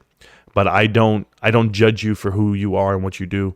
I respect you for whatever stance you have. Even the haters, a lot of the haters are in the Discord and or here in the chat. And I welcome it. I welcome it because eventually they'll love me and they'll understand the information. But as of now, they're just a bunch of skanks. Yeah, North Star, what's up, man? You're back on the telephone with the cup and a string. What's going on, brother? There we go. I got my cup and string. Oh, you got it. It's working. Yeah, it sounds a whole lot better. There you go. So what's up, brother? What's on your mind? Thank the Lord. Bed Bath & Beyond sucks. Well, I told you that. Oh, you didn't need to tell me that. I already knew that. Oh, of course. Everybody already knows something. I already knew that shit. So when are you going to start giving me credit for the information I put out? What kind of credit are you looking for? Well, I don't know. You say that, you're big. Every comment you've ever put out on the channel and every comment you've ever put out in every video is very condescending, or it's negative, or you pay me out to be a complete moron. So I'm just curious, do you really stand by that, or how do you feel about it?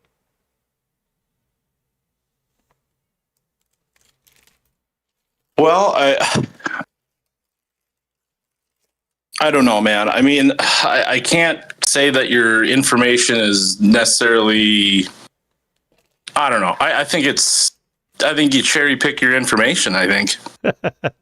Bro, this is your time to explain yourself, as in to say why I'm so wrong and you're so right. I don't know. I'm just excited I got the Discord to work. This is the first time I've been on Discord. I feel like such a fucking boomer. No, you know what it sounds like? It sounds like this is the first time you've ever been right in life. But I'm here for you, North Star. Maybe. As much as you want to be out there and say that I don't know what I'm talking about. The reason why I give you the mic and I let you speak your half or spit your shit is because anybody can do it in a written format where they take time to think it through. But if your mind doesn't work and you're going to tell me that I'm wrong and you're right, I'm trying to figure out how I'm wrong. How I cherry pick the information when all I've ever done is read a balance sheet or the SEC filings themselves. So what's cherry picking the information?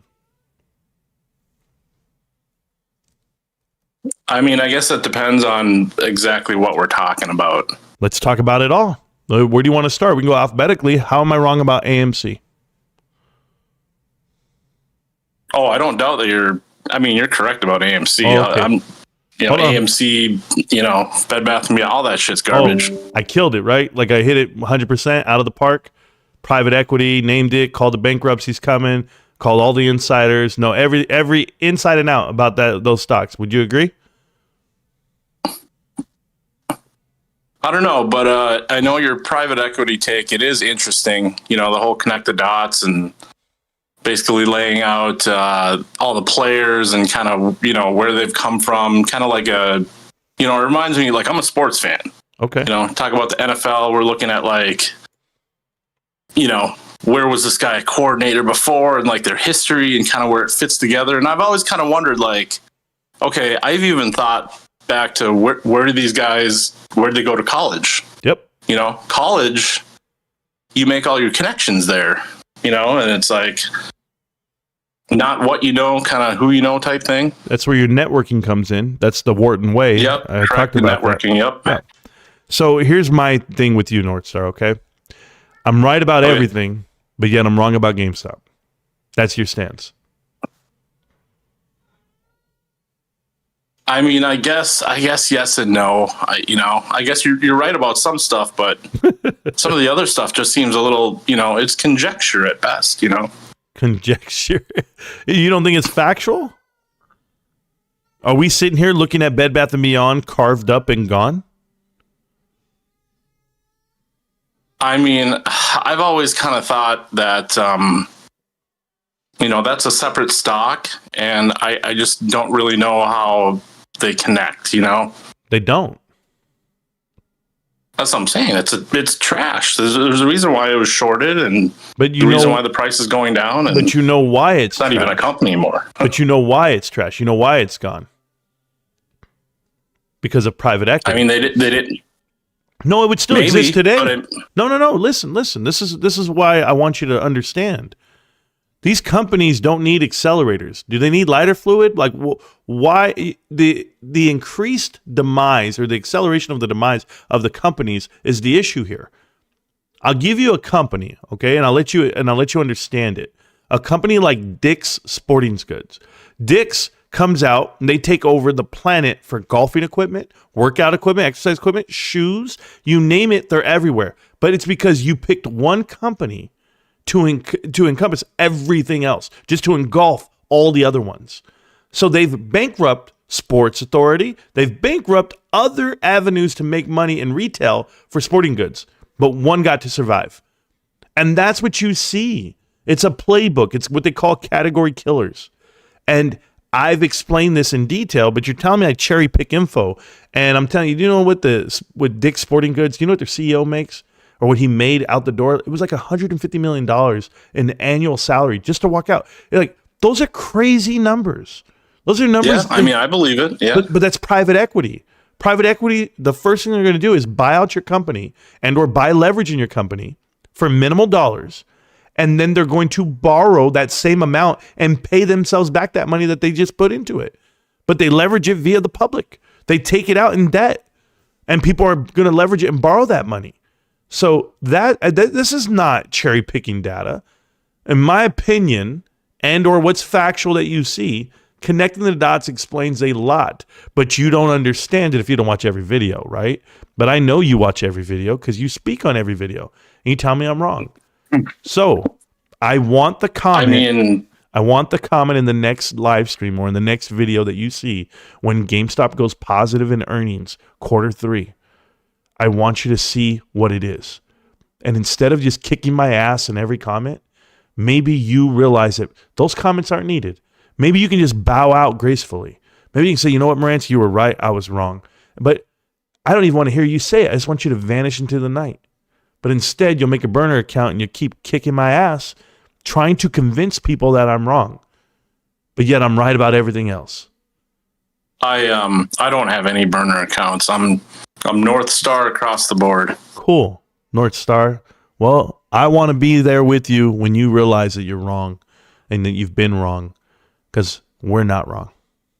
Oh shit! I'll admit when I'm wrong. I got no problem with that. I hear you, if it goes to the moon, and I miss it, that's fine. I'm glad for you guys. So Hopefully you guys do. Are you in it? No, not anymore. No. When were you in GameStop? If you don't mind me asking. I bought GameStop December of 2020. Okay. So I was a little late to the party, but Yeah, no, that's still a good run. When'd you get out? I got out, I'd say June. June is when because I was trading it back and forth, and June is kind of when I figured out like the gig is up. It was kind of after the AMC run. Yeah. Because you had that Dogecoin run, and then AMC ran after that. Yep. And I'm like, fuck this, I'm done. Like I gave back some of my returns, and I'm like, I'm good with this. No, that's awesome. So let me ask you, in that whole time frame, you realize that GameStop showed a profit of $80 million in that quarter 4 of 2021? I had no idea. Yeah. I wasn't really playing the fundamentals. I know. That's my point. Nobody was. Nobody was actually looking at the balance sheet and saying, oh my God, they actually make money. They're a good company. They're not as bad as they paid them out to be. So I don't think so. I mean, I think everybody was looking at the stock price, because when I bought in December, I bought for about $14, and we're talking pre-split. Yep. And I watched that thing go, I think the data says like 485 or something. I saw it hit 500 even After pre-market. hours. Yeah. Yeah. And I was like, holy fucking shit. And then it went down, and then I think it was like February 18th or something. Roaring Kitty was on TV, and they had that whole congressional hearing, and I had bought in again.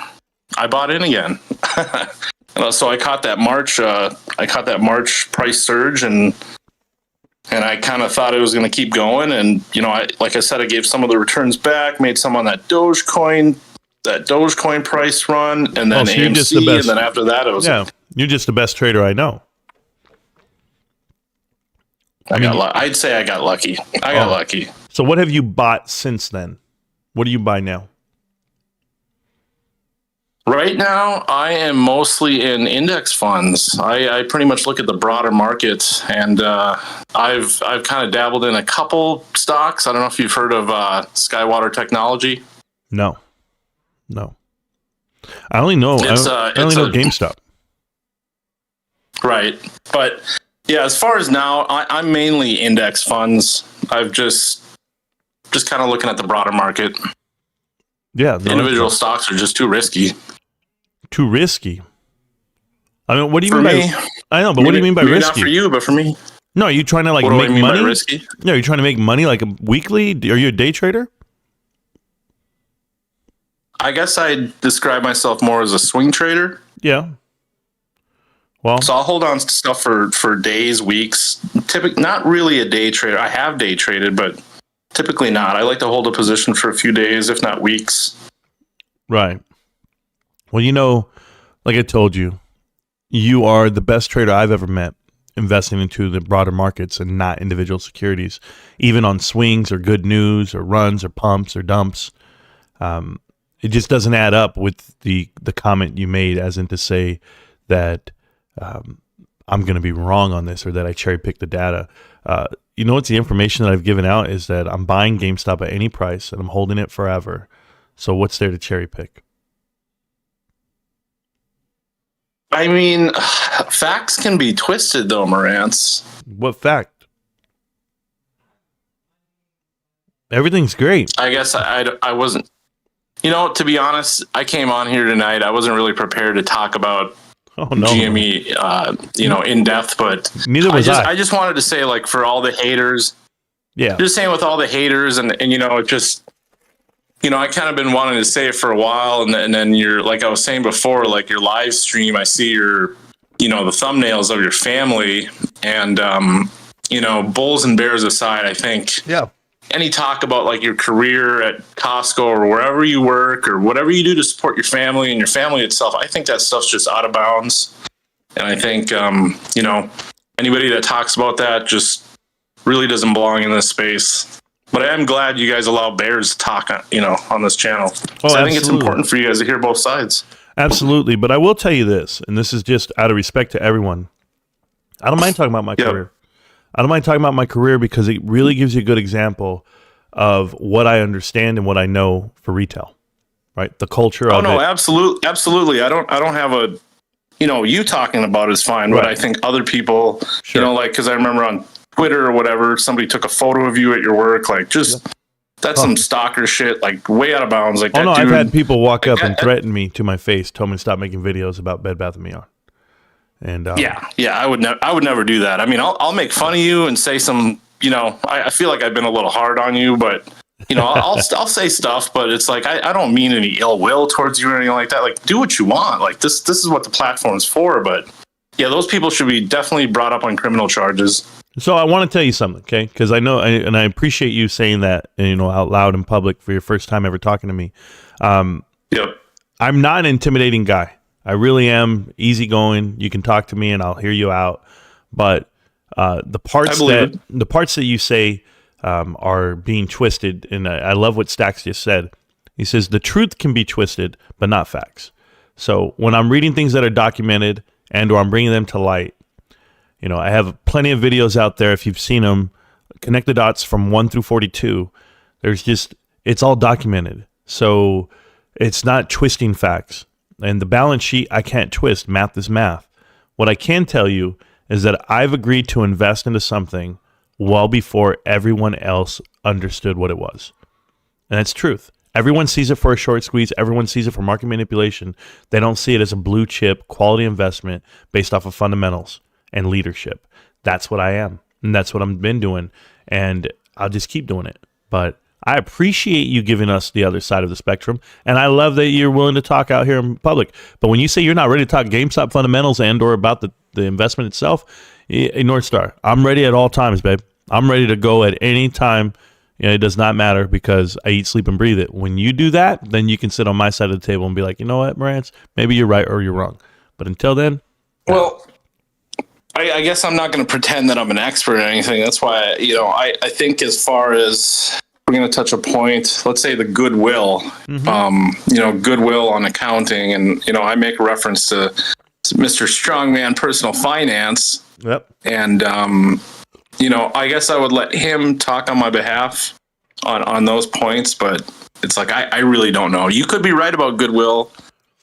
Strongman could be right. He could be wrong. Well, he's I guess wrong. I believe him. Because he's wrong because he's doing it as how it's appraised and how it's valued. And he's not doing it in the fact that it's going to count against when it comes to impairment charges. So the impairment charge itself is listed as an expense, and that's what's going to happen. So it'll happen, and I'll still sit here and I'll be like, I told you guys, because I already know.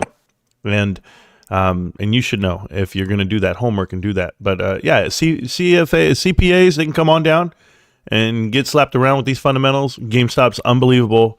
I know exactly how they're hiding the money. I know how they're doing it. I've showed everyone. I've explained it, and it's going to happen. It's going to happen, and it's going to look great. So I'm just thankful that. Go ahead.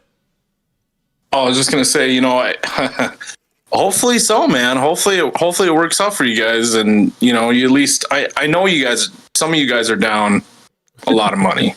Down, and I hope you. What mindset I mean, is you guys that? talk about your average and everything. Despite your average, the money you've lost hasn't been recouped until the price goes back up. And I hope you guys make some of your money back because RC Ryan Cohen is still in the green.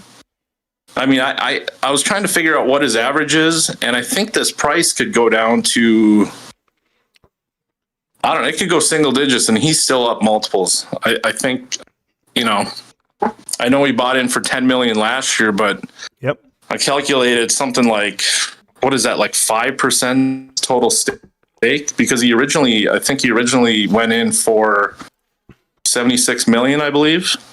Yeah, he's fine. But my point is, he's going to be fine. He's going to be even fine. at the peak of the 340s, he wasn't selling, right? And nor were the insiders. No, he wasn't. And nor were the insiders like George Sherman, the ex-CEO, Bell. A lot of these guys haven't sold their shares. So if the old insiders are not selling their shares and the new insiders are not selling their shares, what does that tell you? They know something. Maybe they can't sell their shares. It's not, they can't sell their shares like we sell our shares. I think it's a little different for the insiders. A little bit more red tape. There is, but they're not selling. That's the point. This company's not going bankrupt. It's not even threat to go bankrupt. And single digits, I'm telling you, it can't get, they can try. But I'll just keep buying it. That's it. I'm going to get very excited, Northstar. You start telling me $9, $8. Because at $5, GameStop can trigger their own damn short squeeze. All they have to do is buy back $100 million worth of shares at $5. That creates the DRS number to increase because the float will get short and even smaller. It's amazing what happens at $5. But I want to see it get there. Come on down. Shit, I can't remember exactly it must have been at least over a year ago. I was thinking they should have done a share buyback a long time ago, but maybe they're waiting for the price to go down. I don't know. No, you bring it down to $5. You do a share buyback, and then that'll give Ryan Cohen the max amount of percentage of what the company that he can hold, that he can own. It'll give him 20% because they would have bought back all those shares. And it'll increase his percentage. He's already the majority shareholder, I believe. Right, but 20 is the max he can have. Now you're going to have all those shares DRS. You're going to have even more the float DRS. Like, you'd imagine what it would do to the stock. It would make it illiquid. Your volume every day would be like under 1 million. It'd be amazing. Because when it does rip, and they do show you great fundamentals and positive, and they show you a dividend and they show you an S&P 500 announcement, people have to buy those shares. And those index funds you're buying are all going to have to include GameStop one day. And I'll be here for it. That's funny you mention that because I guess technically I do own GameStop. Yeah? Do you own the mid cap? No, I have Vanguard, Total World, VT. Okay. Or VTI too. You can do that one. But yeah. Just VT. Yeah, it's in VTI, I'm sure. So yeah, you're saying a lot of things. The US stocks. You're saying a lot of things like Strongman Finance. So I watch his show. And I know how he talks, and you talk like him. We're just a couple sensible guys. Yeah. But you're not you're not a CPA though, right? We're not supposed to talk about what you do for a living. Yeah, there you go. No. That's why I'm a little reluctant to talk about some of the, I guess, fundamentals. I don't know. Well, that's cool. I'd be scared too, though. I could just talk out of my ass, but no, because that's what you're trying to imply that I'm doing. So it's cool though. I don't mind. I've just been doing it a long time. I mean, some of it. It's like I'll hear I will hear anybody out on virtually any subject, and I can. I guess I've been known to be a devil's advocate. I can argue both sides, and I can see your side. But then when I begin to ask questions to an expert and they give me contradicting answers, I kind of wonder about the validity of what you're saying. That's all. Cool. Hey, can I hear your bull case theory for me? Since you want to talk both sides? No, for me personally. Oh, for you personally? Yeah. Okay. You said you give both sides. You already gave me your bear. Give me your bull. Well, I've been listening to you for quite a while, as you know. And, I think you've kind of grown on me. And as far as like a podcast, radio, internet personality, I think you're great. Oh, thank you. Specifically the GameStop stuff, I just think I just give it a thumbs down because I don't believe in it. But maybe it's your stepping stone. There you when go. the GameStop thing is over, You got a career in radio, man. You got a great radio personality, podcast or whatever. Yeah. No, I've got a face made for you, but not radio. I hear you though. I appreciate that. It means so much. Well, I mean, not radio, but you know what I mean. I definitely do, North Star. I'm gonna tell you, man, you're growing on me just off this one conversation. I appreciate you being a bear. I appreciate you supporting me and the channel and watching. I'll always support that, and thank you so much. But we're gonna keep getting this information correct. We're gonna get it out to you just the best way I can. But I'm happy that I grew on you, man. It means a lot to me. Yeah, for sure. All right. I love the interview, man. I'll see you around. I'm going to go ahead and take off on that one. I'm still eating, and I'm going to get to the chat. I got a lot to talk about, and we got plenty of time. I've been here already for 2 hours. I'm eating my burrito this whole time you've been talking. You know what? No, Northstar, don't leave yet. Don't leave yet. Don't leave. I'm going to have you keep talking because I got about 3 more bites of this burrito, and I want to finish it because it tastes so damn good. So tell me about a good investment, or tell me about why you hate me so much. Go that way. I like that one. Go for it. Okay. I guess I could say I don't hate you, but I hate what you have to say about the GameStop thing, because I've been in this space for a few years now, and it's like all these grifters, man. And it's like when you start talking a certain way, it kind of, it's like, wait, what is this guy talking about? Like, he sounds like some of these grifters. And I'm like, does he know that he sounds like some of these guys? Maybe you honestly believe everything you say, but I guess I don't know. I've seen plenty of grifters come and go, and I've seen a lot of people lose money, and I guess I would just kind of hate to see people lose money, but I mean... Am I a grifter? That's all. Maybe. No, but am I? Not maybe, am I? I'd say yeah, GameStop grifter. What am I getting for my grift, though? What are you getting? Well, I mean, I guess your motives would be to get people to buy GameStop in hopes that, maybe it triggers something. I hope you never buy GameStop. I pray you don't buy one share of GameStop. I'm not a grifter. I mean, I don't sell merch. I don't have a link. I don't have affiliates. I don't do any of that. And I turn it all down. So what the hell am I doing? You should sell merchandise. I'd buy a t-shirt.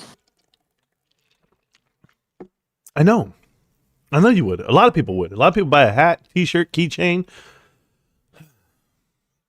But you can't paint me that way.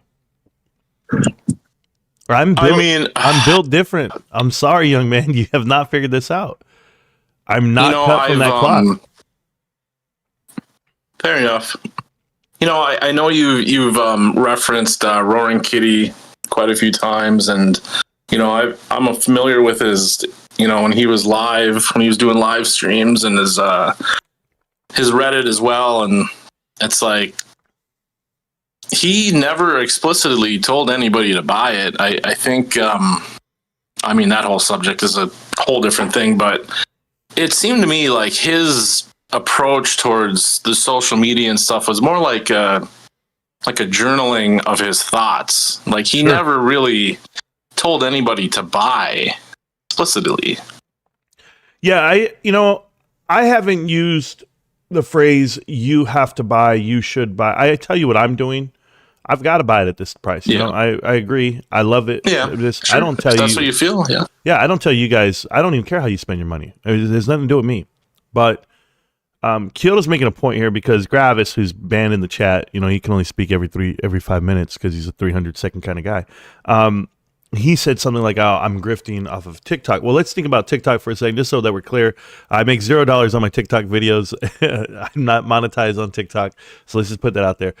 Next is on here on YouTube. Kyoto writes, and he tells you, Marantz puts out hundreds of hours a month, thousands of hours over the years. For $3, $5 a video, whatever it may be.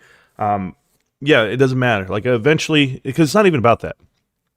The way it's going to work out, okay, is one day someone's going to come in and they're going to see the channel and they're going to hear the information we're putting out and they're going to be like, how did they know? And it's documented and it's for my kids. It has nothing to do with you guys. It's so that you guys can come back here. You guys can come back and watch a story. I did it. I went and looked at Twitter today and I saw Ravenstown's first original tweets about me and I retweeted them today. And they were like, like from like June of 2021, and it says, if you want straight talk about GameStop and no BS about AMC, this is the guy you got to listen to. And it was me in my kitchen, man. And my kids probably have no idea that they have this much content to listen to and watch one day, but how are they ever going to watch it all? We've got years under our belt. These guys are going to have to wait till I die and sit there and listen for days, weeks, and years. And it's going to be glorious for me, just knowing that I'm living out there for them. It's quite the archive. It's impressive. Thank you. And I'm the only one doing it. I don't care what these guys tell you. You know, you made a comment, you said there's some guys who crash and burn and they're in and out. I'm not crashing and I'm not burning, brother. I'm out here living my life and I'm doing it in front of you. And I'm so thankful. We had 2 guys last week. We had one guy, I can't remember his name right now, and I'm pissed off that I can't remember his name. But we also had Amber, okay? And these individuals started watching all the old streams, everything. And then they came at me with all the questions. Marantz, what does this mean? Amber's a dude, right? No, Amber's a female. And Amber goes and she says, Marantz, what does it mean when you, because I made a video about, I think the OCC, or I can't remember what the question was. Damn it, I have it in my other thing. But a lot of you guys out there, look at these, more and more guys, Strongman Finance viewers are coming around. Yeah, they're coming around. They're coming around, just like my man right here, North Star. North Star watches apparently a lot of finance channels, trying to get his information. But over time, my brother, my point is, there's new people that come into the space that don't know about the stock market, that don't understand. I've got TikTok crowd that has no idea that the YouTube channel even exists, that I have live streams, you know, when I can have them. They don't even know. All they see is the little videos. They think they're funny. Little 2-minute videos, 3-minute videos. Hey, I think I'll start buying some GameStop. Or, hey, I think you're an idiot. They have no idea how we watch the stream and how we look at the fundamentals and how we break down the company. They don't have a clue. You got to direct them to the YouTube channel. That's where it's at. Yeah, I know. But you know what? When they find it, man, that's where it's at. When they find it, I don't need to direct them. I don't. Like I told you, I don't beg these guys to figure it out this way. I've got friends and family that I meet, and like acquaintances, and I'm around 10,000 people a day at the store. I'm not right there saying, "All you guys need to go look at my channel." All that, nope, nothing. You wouldn't even know. You wouldn't even know. Do some of them get sick of hearing about it? No, I don't talk about it. Oh. You never know. I had a friend of mine who would sit there and he would tell me about AMC every day. And I would just look at him like, I'm just like, oh, that's cool. That's cool. Oh, awesome. Said nothing. Good old AMC. He goes, this guy finds out about the channel, runs over to me, says, why didn't you tell me? I said, because that would be financial advice. I want you to find out the information on your own. You do your own due diligence. You figure it out. And then you can come hang out with guys like us. I'll tell you why you can't hang out with me. Because you're never going to understand this. This is a whole nother level. The amount of information we put out is on another level. And I know people don't think that. Because they're like, well, now you're just talking and you're bragging. No, go to the damn Discord. Come to the channel. Watch the live streams. Go look at every old video. And you tell me. You tell me who's learning on the go. They're always self-taught. Well, what the hell are you? Everyone's self-taught. Everyone's been in a lecture before. Everyone's been on a book before. Yeah, I'm out here digging. But when I don't know something, I go to the guys who do. And I surround myself with the smartest people in the room. That's it. That's how I've always done it. And that's how you can become great at things. And that's what everybody tries to do. So I'm going to surround myself with guys like you, North Star, the skeptics, the guys who aren't believers, because my job in life and my mission is to make you a believer. And I will. I'll set you straight. Thank you. Thank you for setting me straight. But, you know, I've been straight for a long time. That's why I have 5 children. So it worked it out. You should do a Kai's interview for the laughs. Alex K, welcome to the channel. Welcome to the chat, Alex. I was the first YouTuber to ever interview Kai's Malej. I did that interview over a year ago. Trust me. It's not even worth my time. The kid's... That guy's cringe. Well, he's an idiot. And he's not smart at all. They don't know... Those guys don't know anything. They're fairy tale. They're like, they tell you short stories when they're thinking about the ideas of the stock. You go look at that whole PP show for a second, okay, guys? Jack and the Giant Beanstalk. They told Jack. That guy's terrible too. They said, Jack, give me your cattle. I'm gonna give you these 3 beans, and you're gonna put them in the ground, and they're gonna make you rich. And shout out to Sharon. 10 gives some membership. Holy shit. Anyway, grab them while you can, guys. But Jack's out there putting beans in the ground and going up the beanstalk and stealing gold from people. These stories they tell you, these stories about the porridge and the Goldilocks and Little Red Riding Hood and every other story you want to read on Mother Goose Rhyme, those have more validity and facts than Bed Bath & Beyond D&D, DD. And it's never going to work out for me with those guys. Those guys are, when you say grifters, that's the crowd you should be at. I should see you in every chat of theirs, North Star, writing nasty messages on every video. You guys are failures. You're wrong. You should be doing all of that, but you won't. You come here and try to poke the bear at what? The facts that we do put out. So I can take you as much as I want, but I tell you, man, I've been on the verge of blocking you, and then you would never exist on the channel. But, you know, you're here, and I'm happy. Yeah, well, rightfully so. Oh, yeah, as far as, like, Kai's, Malej, and PB, I'd rather shove pencils in my ears. I can't even with those guys. Those guys are... No.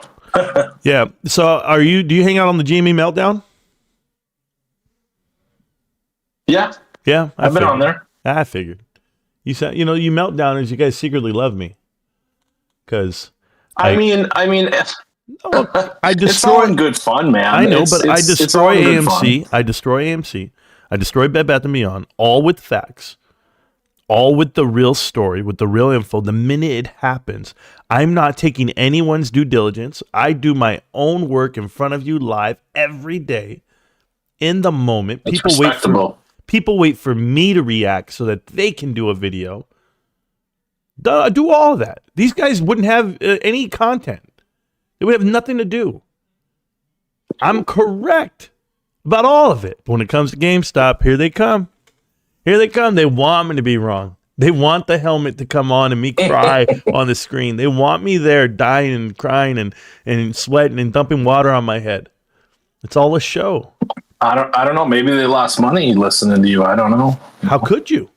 How could you? I'm just saying, like, not all the meltdowners and bears. I think there's factions within factions. Like, I don't co-sign any of that attacking you personally and stuff. Like, your like I said, your family, career, out of bounds. It's fucking out of bounds. Off limits. We always said that when we were growing up. We always said, family, kids and women are off limits. You want to go man to man, we can talk all damn day. We don't talk about nobody's mama, right? Like, it's just the way we grew up. But when it comes down to it, people want to attack me for the information. I'm just going to tell you, everything's documented. And when I say shit, it's something... I got it from somewhere. Who is this? Who is this spamming the chat? Oh my goodness gracious. So they want to talk about AMC and Beyonce. We're going to have this conversation right now. North Star, chill out for a minute. I got this. All right. So AMC, if you guys are not aware, they had Taylor Swift this weekend, the movie, the concert, the Eras Tour. Now, domestically, the box office, the all-time high, and or what they should be doing is around $800 million in October. And whoever's in the chat, just give me a second. $800 million what they did in October 2018. They're at $200 million right now. They're not going to make it to $800 million. So I don't care what they think or thought that Taylor Swift was going to do for the books. It's not going to do a goddamn thing. Just letting people know. They're still going to lose money. But hey, let's talk to Dwayne Turner. Dwayne Turner, you're in the chat right now. You're on the mic. How you doing, Dwayne? The floor is yours. Hey, Marantz. How are you? Can you hear me okay? I can hear you loud and clear. I don't want to interrupt your conversation too much, but I wanted to let you know I appreciate you, and I've been watching you every day, even though I'm not active on your lives, but I definitely appreciate where you are. I appreciate that, man. I really do. Wow. You and I have a lot in common, actually. Whoa. Have you seen me naked? No, not that part. Okay, I'm just saying. All right. At least what I've heard, anyway. We are both Cowboys fans. Yep, I'll take that. And what did you name your son? Troy. After? Troy Aikman. Same as me. There you My go. son's named Troy after Troy Aikman as well. And he was also born the year that the movie Troy came out. So that really helped because, Brad Pitt looked good in that movie as Achilles. My son was born in 95, the last time we won the Super Bowl. Oh, I'll take that. I'll take that all day. My brother was born in 95, right? Which was December of 95. And the hottest player, watch this, the hottest player that year was Desmond Howard for the Packers. And he ended up going to the Super Bowl and winning a Super Bowl. When my little brother was being born, I told my mom, I said, Mom, I think you should name him Desmond because he's the best player in the NFL. My little brother's name is Desmond. After Desmond. Oh, Howard. no kidding. Heisman Trophy Desmond. Yeah, that guy was a beast, bro, that year. So, but yeah, that's awesome. But when my son was born, I named him Troy, and I wanted the middle name to be Emmett. But Mama said I was going too far at that point. I think so because Emmett Smith's a punk. But I think we're in he trouble hits on until he we hits get on underage women or young women. I don't say underage, but he hits on young women, and he's a punk when you meet him in person. He's not very charming or anything, and he's not Troy. Troy's the man. Emmett played That for the is Cardinals, true. bro. I'll never respect him for it. That's true. It was just pretty ironic that we both named our sons Troy after Aikman. I definitely agree. What more ironic is that we're still cheering on the Cowboys 23 years later, and they still haven't done shit. 28 years later, whatever it is. I'm just heartbroken. I don't think we're going to until we get a real quarterback, unfortunately. I'd like a real coach, a real GM, and a real quarterback, yes. Absolutely. Hey, North Star, I'm sure you're still there. I got to tell you, I've been riding with Marantz ever since he's been on, although I'm not an active person online every day. The guy's for real. And I can say for one thing, out of all the YouTubers I've ever listened to, I've never heard Marantz lie about the stock, period. Thank you. And that's kind of why I respect him. I mean, there's a lot of YouTube people out here that bullshit. The PP show is probably the most that everybody knows now that is just out there grifting to get super chats and whatever. Oh yeah, he's a grifter. And it costs a lot of people a lot of money. Oh yeah. I don't think. See, I respect Marantz as the man. I just don't respect the GME case. The stance. I get what you're saying. No, I totally agree, and thank you so much for that. That means a lot to me. What I'm going to tell you guys is this. Well, what's there not to love, right? As a man, but no. Here's my thing, and here's where I differ from a lot of people in my mindset of following certain people and listening to the content. They don't do due diligence. A lot of these stock pumpers or people that come out, they don't do the due diligence themselves. They read it somewhere and then they come out with whatever they say, like they read something. I'm telling you, because Almo's been there with the creative process, like when I'm there in my mind, I'm constantly thinking of what to do next. And it's the biggest hurdle for a content creator to find out what is he going to film, what is he going to record, what information he's going to look up and come up, with this idea of what I think people need to know. Not what they want to know, not what they want to hear, but what they need to know. So if you've seen me sit there and do these videos that I start from scratch on a PowerPoint presentation, you'll never see them do it because that's not what they do. They're fake. Yeah. Well, you definitely have a talent for it. Thank you. I don't have the time for it, though. I promise you. I don't sleep, guys. I'm 3 to 4 hours a night, and I'm exhausted every day. So I just want to thank everyone. I want to thank you guys for humbling me to a point right now. It feels amazing to be a part of this crew. Thanks again, though. Even you, North Star, I have a newfound respect for you, and now I understand your stance and the thank you, the comments you make. But I've always said it, man. If we can all just get around each other and have a good conversation, it would actually show you just like how human we are. And I think I'm the most accessible YouTuber on the planet because I open up my DMs, I open up the chat, and I tell you exactly what I am and who I am and what I do. So I'll never run away from it. But I just want to thank you guys for taking your time every time to sit here and watch the show with me. I know a lot of you guys give up 2 hours a day, and I appreciate that. I do. I got a question for you, Marantz. How much danger is it if they keep pushing the stock down till we get down to $10 and below? Does that hurt the market cap tremendously? It hurts the market cap, but there's nothing that can hurt GameStop because it's straight cash, right? So the way you see that, it's what they call enterprise value. So there's a value for the stock when you have a market cap minus the debt plus the cash after the fact. You wonder, what's the company really worth? And some companies, I'll give you the example of like AMC. AMC has an enterprise value of like $10 billion versus GameStop's like $3 billion. And I go, well, what do you mean? Well, that means that they have a lot to get rid of. There's a lot there that you can just sell off, get out of, and they have to. But remember, they can't shorten it. They can't make it smaller. They can't do the massive cuts because they're over leveraged. It's leveraged to the point that they want it to be.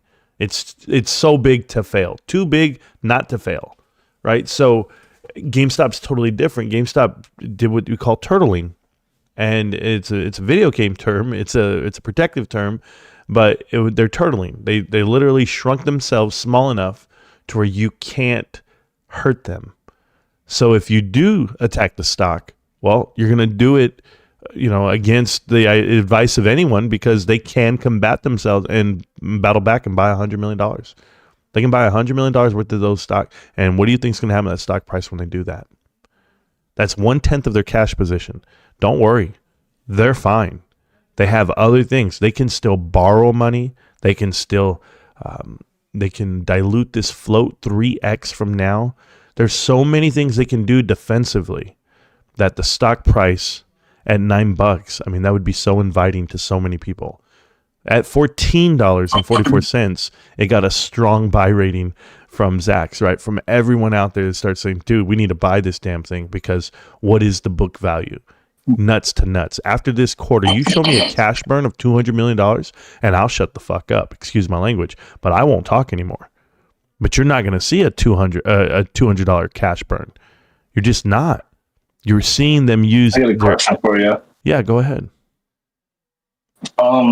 Speaking on the debt, the fact that they're not taking on debt, what do you think of that? I think it's a good thing. I think that they're operating obviously with the debt, but think about what they're doing. They're utilizing their interest off of their marketable securities to pay off the shortcomings of what operational losses they have. This is how you survive. This is how you let your assets pay for yourself. It's a rich man's game. They're playing it perfect. I'm just asking about the debt because companies will take on debt so they can have capital to fuel expansion or whatever they're trying to do to add value to the company. Yeah, but it's the cost. What do you think? Yeah, but it's the cost. I'm saying, I guess I'm asking, maybe this is a more abstract question. What do you see them doing next? Sure. To generate money. Well, they're doing. Because we know what their operations are, but. Yeah, but they operate at a profit. Like, what is it that everyone's so always trying to get ahead of? Like, I'm asking just for anyone. Like, there's these opportune times in life when you strike when the iron's hot.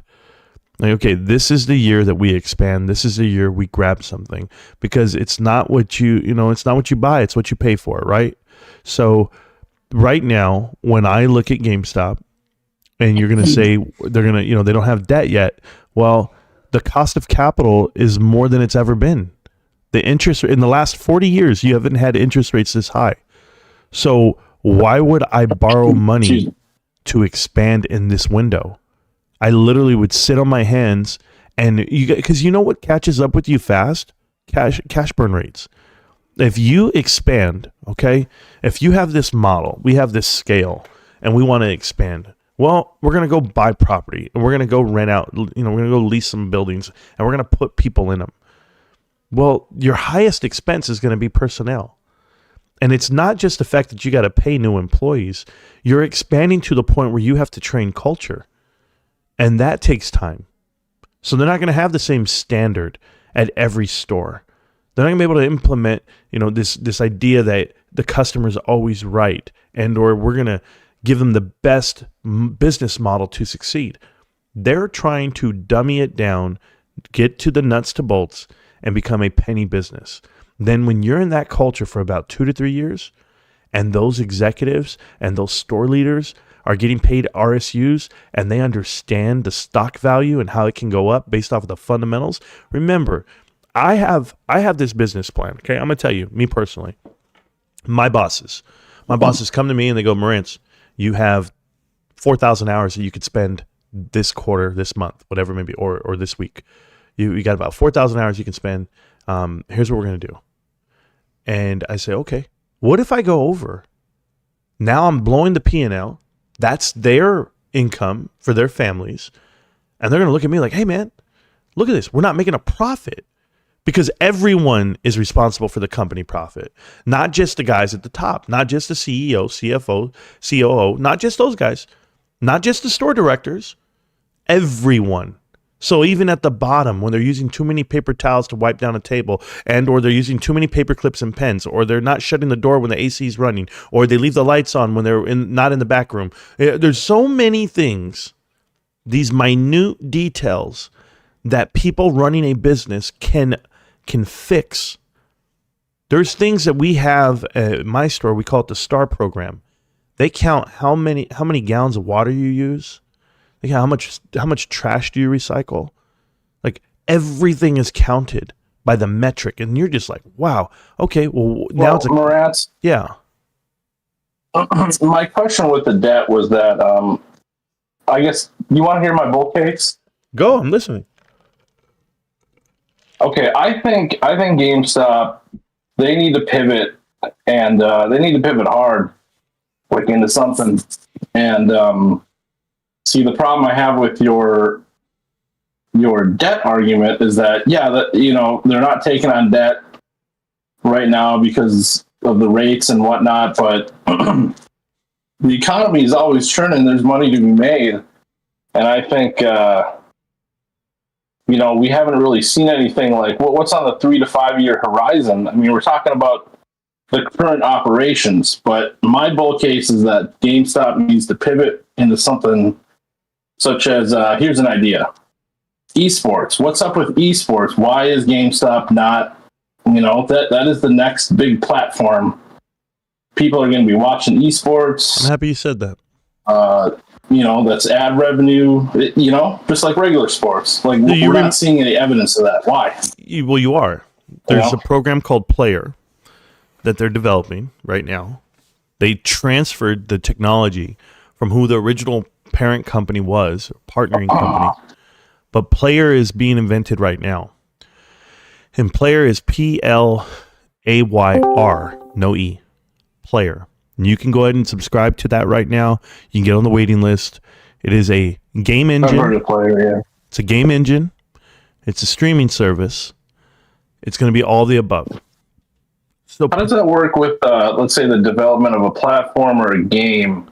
Just like with clinical trials, like, when would we see a beta version like people can use? So I'm not familiar with the beta version, okay? Because I remember when I first started playing League of Legends, and they have their own game engine, and or Blizzard when I started playing WoW, and you saw games develop over time. The game within the game, you saw Hearthstone pop up, and on League of Legends you see Valorant, and you see TFT, and you see other games that you can play. But here's the crazy part. It only takes one, right? Like right now, I just saw a tweet from Immutable X. They posted yesterday or this morning, and it said, the next big game is going to happen. We don't know when it's going to happen. It could be 6 months from now, a year from now, but all it's going to take is that one. And when you develop that game, all the game studios are transitioning for Web3 gaming. They're transitioning for that NFT platform, because if you guys all transition to just VR, Oh man, NFTs. No, you're not understanding. You see, you're viewing NFTs in the format that is OpenSea, that is just artwork, that is just a picture. That's what you're viewing as. And what? Well, I know NFTs. The value lies, and we see the image, but it's the code. It's the code that is the image or whatever. That's the unique, like, token or whatever in the blockchain. That's what makes it valuable. Yes, in my eyes. Yeah, but think about it like this. Not the picture. It's the no. Code. It's the digital tether, right? So to the blockchain, right? So everything. I don't really want to get in depth with that. I know you don't. I guess I was talking about, like, my main point was like the debt. Like, when I see a company take on debt, we got to ask, like, what are they going to use it for? They've got a project like what, I guess, player, how is that money allocated? Are we able to kind of see that? Like, what do we have? This is all not there yet. That? You're not there yet. It's like Just everyone's, but everyone's trying to invest based off of what needs to be proven and shown. It's like saying, I'm going to tell you what it's like saying. It's like saying, I built a car that can go 300,000 miles on this engine. Well, how the hell would you know until you go 300,000 miles? You got to test it. Exactly. Not test it. You got to go do it. So don't tell me that what is it going to... They're going to run an engine 300,000 miles. That's what they're going to do. Yeah, but tell me how you can determine, the environment that you're driving that engine in. Is it uphill? Is it downhill? Is it cold? Is it hot? What's the weather like? Where in the hemisphere are you driving? Like, there's so many things that you have to take into consideration before you're going to say, you know what? I have no idea. Yeah. Tell you what, get me a beta version that I can download, and I'll give you my feedback. Well, sign up for it, and it's going to come to you. But by the time it comes to you, by the time it comes to you, and by the time you see the finished product, and they say, look at that car did drive 300,000 in any weather, in any macro environment. Now you're like, you know what? Yeah, I'm going to buy that company. Guess what? By the time you do that, it's not attainable at that point. So Marantz, back to my point with the esports. Sure. I believe it's going to be a growing industry. Like, there's already, network TV or cable or whatever. I'm well aware of esports. I watch the League of Legends championships. What do they have that on? Is it just ESPN or ESPN? I thought on like TBS or something. It's ESPN, but we actually stream it direct from the actual website. Like, whenever you log into League of Legends, it's there. Click on this link and boom, and they show it to you. It's pretty amazing. Yeah. Shoutcasting, everything. I think in the future, it'll be interesting in 10 years. Awesome. Let's say how many more viewers there'll be. It's going to be, $1 billion industry. And I'm kind of wondering why, like, what is GameStop? Well, let me ask you a question. How are they going to get in there? Well, let me ask you a question. They could be they could be providing equipment like Nike does. No. I want to ask you a question. Right, because the hardware. Northstar, you're sitting here grandstanding, telling me it's $1 billion business. It's coming. It's great. Okay. Where have you invested for that business? Where did you buy stock? I mean, you're already convinced it's this. We're here. What are you buying? I guess I haven't bought any stock associated with that. It's just kind of... But you're making the proclamation, right? It's out there, what you're saying. So when GameStop gets just a taste with anything they're trying, at least they're trying. Right? They're trying to do something. They're trying to pivot. This is what you invest. This is the risk that you manage. What's the timeline on player? I'm gonna go with 20 years. Is that cool? 20 years? No, I mean, what's the next stage towards the beta? Years. Look at this. 20 watch years. This. No, watch this. If I invest and plan for it to be great and amazing, but 20 years from now, that leaves me enough room, enough runway to make any mistake I want to make. This is how I manage. This is how I invest. No. This is how I live. I'm I'm not talking about like if and when it would be great. I'm saying when can we start? Like when do they release it? Have no What idea. do you think? I have no idea. It's being 3 to built 5 right years? now. You would hope. But I'm giving myself 20 just in case, it goes left like the wallet did, like NFT, did all that nonsense. That's okay. You try and you fail. Like what would we classify Player as? Like a gaming platform? A gaming Like engine. what kind of a gaming engine? Yep. Like Steam. Kind of like Meta? Like Steam. Steam? Yep. Yep. So you log in. There's games there. You can download them. But here's the kicker. You're going to be able to stream as well on the same platform, just like if you were on Twitch. So they're finding a way to put it all together. Now, let's just say they have a hiccup down in that road somewhere. The best part about this is that it's a partnership between every gaming studio that is building their games with those digital tethers that are NFTs. Right there. There's the keyword. There's the trigger word to a lot of people. Oh my God, this is not Sounds but it's sounds not bullish. that. But it's not only is it that, not only is it bullish, you got to think about something like this, even if you're being sarcastic. You buy a digital game right now. Yeah. You buy a digital game and you go and download it. You can do nothing with it. You can't sell it. You can't trade it. You could do nothing. You buy some NFT skin, you buy some skins, you buy some cosmetics on your guns, you do all the things that above. All these damn PlayStation and Xbox, everybody's making money off of this because it's central and you don't own it. You're buying rights to things that you don't own. The minute you have it, the minute you can monetize off of it, you're taking it into your own hands. It's now your property. And now you can sell it. And all anyone's trying to do is figure out how to make money off of that transaction. This is private equity's next step. Remember, private equity dove into the world of healthcare because it's a $1 trillion industry.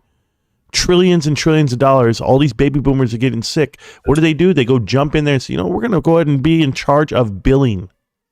And now they're going to bill you out at a different rate, at a faster time, faster response times, because they're all about getting paid their money. Someone will come over to NFTs and someone will figure out how to regulate, how to distribute, and how to do all of this. GameStop's there. Ryan Cohen's there. And he's not trying to rob the people. They're in these rooms. They're in these think tanks. They're on Wall Street. And people are walking into those rooms with an idea that I got the $1 trillion idea. Are you ready? Just like they did 25 years ago when they said, hey, I've got this idea of digital downloads, MP3, an MP3 player. And everyone looked at you. No, music will never do that. The studios will never agree to this. The artists will never do that. How? It's a ringtone. It's never going to work. Okay. Well, it's just a pixelated picture. It's never going to work. No games are, they don't work on any of these games right now. Nobody wants to download this. No one wants to adopt this idea. Okay. It's cool. I'm invested for 20 more years because I like the idea that they're trying something that no one else can do. And they're doing it. So that's me. And I'm not cherry picking my data. It's factual. Who are the competitors? There are no competitors. There's a whole world out here that are trying to do what GameStop is doing. And I don't mean it like they're trying to do it against them. They're trying to do it with them. Right? When you're building something that's so new and so amazing, you're like, I have this idea. But it's going to take the whole world to put together. We got to change what it is. Do you think that the world of digital downloads, they're all competing with each other? They are now. But what were they doing back then? What was BearShare, Kaza, what's the other one? What was the guys who were Napster? What were they all doing? They were all just trying to get the idea of downloading music, files, digital audio files, and putting them onto a device. They had to wait for iTunes to get invented. They had to wait for the iPod to get invented. There was a lot of things they had to wait for. But when it got up and running, everyone was ready. Spotify was ready. XM radio's ready. Everyone's ready to get digital music somehow, some way. just like they're going to be ready for games. And Xbox and Microsoft and PlayStation, Nintendo, they're all going to be there. Why is GameStop in the mix? They're your number one destination for gaming, period. This thing has not gone out. It's not going away. Gaming is forever. Forever. So basically, you buy, for example, 1 to 10K games, and you don't sell anymore until you get what you want for the buyers. Yeah, I don't know what the hell that means. What we know what we're talking about here. If you're a real gamer, then you understand. Marantz, what makes you believe Ryan Cohen can do what he did with Chewy to GME? What if Ryan Cohen is one trick pony? G7 energy. No, I don't know. What if he is a one trick pony? What does that mean? The idea of shipping a bag of dog food or cat litter to your door is impossible. Have you ever shipped anything for $40, 40 pounds? It costs you more than what the package is. The mindset of getting product from point A to point B, e-commerce on that platform, and being the creator of these digital websites, this is, you're talking about the best in the world. Ryan is top tier. He has mentors that are the best in the world. Mark Vadden, Larry Chang. These guys they know what they're doing. There is no such thing as a one-trick pony. You're not a billionaire because you got lucky. It doesn't work that way. Marantz. I'm listening. I was thinking maybe what if he's hinting at Ryan Cohen selling GameStop, like kind of similar to what he did with Chewy. No, I know. I know what people think. I have a twin brother who thinks the same way. A lot of people tell you that, well, they're just going to sell it off and they're going to do this and I think initially, if you look at Ryan Cohen, it's like he became a billionaire, right? Like he made a deal, and maybe he wasn't liquid $1 billion, but the tagline was $3 billion, right? And 3.2 billion. But this time around, his identity and what he's doing is more valuable than the outcome of selling GameStop, my opinion. He's at the age. You know what? I think that's huge. Yeah. Like, what is the state of his reputation? Yeah, but more so than that. What's his reputation? But what do you need? How's he going to treat the shareholders? Yeah, but what do you need? He doesn't need anything. Who cares? He could leave us all in shambles and walk the hell out. He's still a billionaire. Like, it doesn't matter. It's his drive to work for free. It's his drive to show up and be in front of you and say, you know what, we're going to do this. We're either going to be successful or we're going to go down with the ship. So he doesn't have to type any of that. He doesn't have to tell you what it is. But I'm happy he does it that way because it really tells you that he's not going to do what they say. The partnerships and the style that they're leading this company with is everything you would want. Me personally, I'm in retail. I tell you guys, the influences that Craig Jelnick has on me personally, dude. I had the picture. I don't know where I posted it. That picture of he and I we took like 2 months ago, right? And I'm right there, and I'll say things to Craig when he walks in, and everyone gets to talk to him, whatever it may be. It's not like I'm special, but I'll say things like, "Hey, Craig, when are you going to split that price? When are you going to split that stock?" I said that to Jim Senegal the last time I saw him. Jim, when are you going to split the stock? Oh, I want it to be valuable. I want it to be priced real high like Chipotle. I don't think we're going to split it anytime soon. I'm like, oh, man. God. Are you talking about the CEO? I'm talking about the creator of Costco and the CEO, Jim Senegal and Craig Jelnick. So Craig Jelnick's the current CEO, and Jim Senegal, I see him at least 3 or 4 times a year. He lives where we live down here. So he has a house here. So, yeah, he shops. Where's Costco headquartered? Washington, Issaquah. So we have a good time. Everyone enjoys working with these guys. Yeah. And the influence of what Saul Price did with the Price Club back in the 70s and the 80s and the early 90s. And that's retail, right? FedMart, Price Club, Costco, Sam's Club. That's retail. And if you understand how to do full contact retail like that, and you delight the customer and you treat the member like you don't want to lose them, it takes a lifetime to get a member, guys. They got to turn 18. They got to be born into it. They got to come to your desk. They got to come sign up, go through all the questionnaires, pay the money. It took you a lifetime to get them.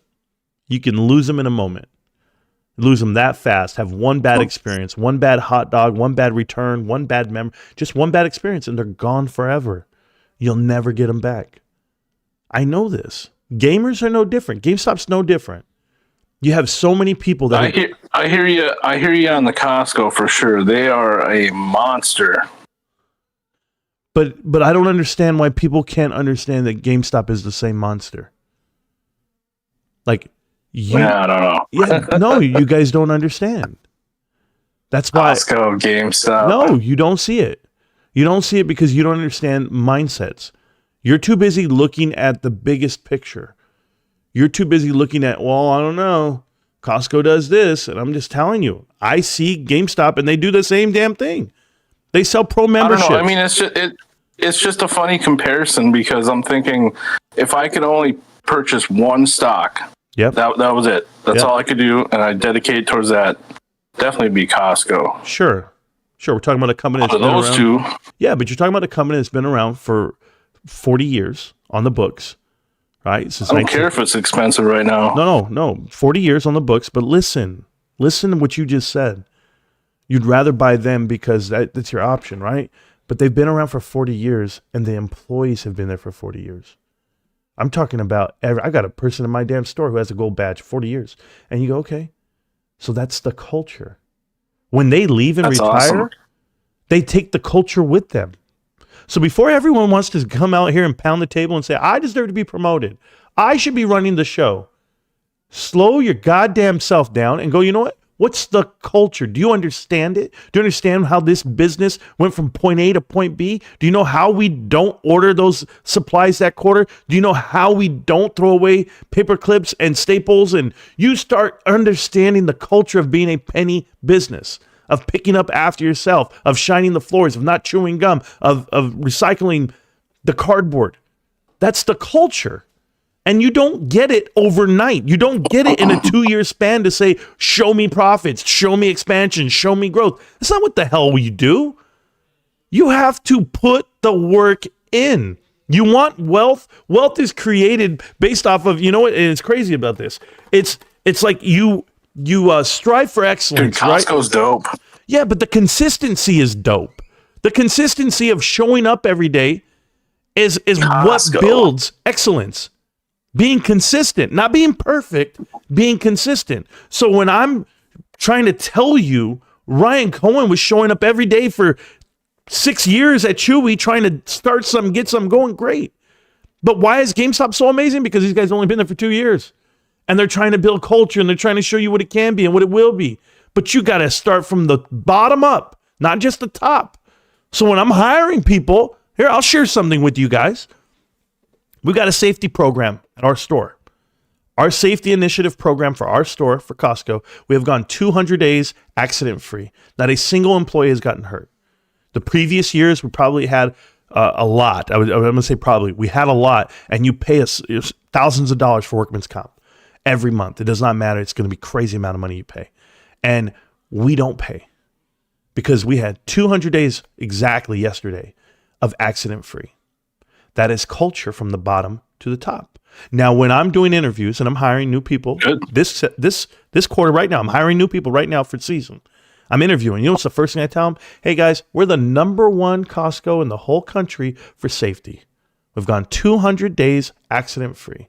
I'm telling you this so that you understand how important safety is to me and to everyone on this team. We don't want to get hurt. We want to work safe. We want to lift the right way. We want to live the right way. We want to show up, work the way when we leave, we want to leave the same way when we showed up. It's the same thing. I don't want to be missing a limb. I don't want a broken ankle, broken anything. But this is what we instill. It's a whole team effort. It's a culture.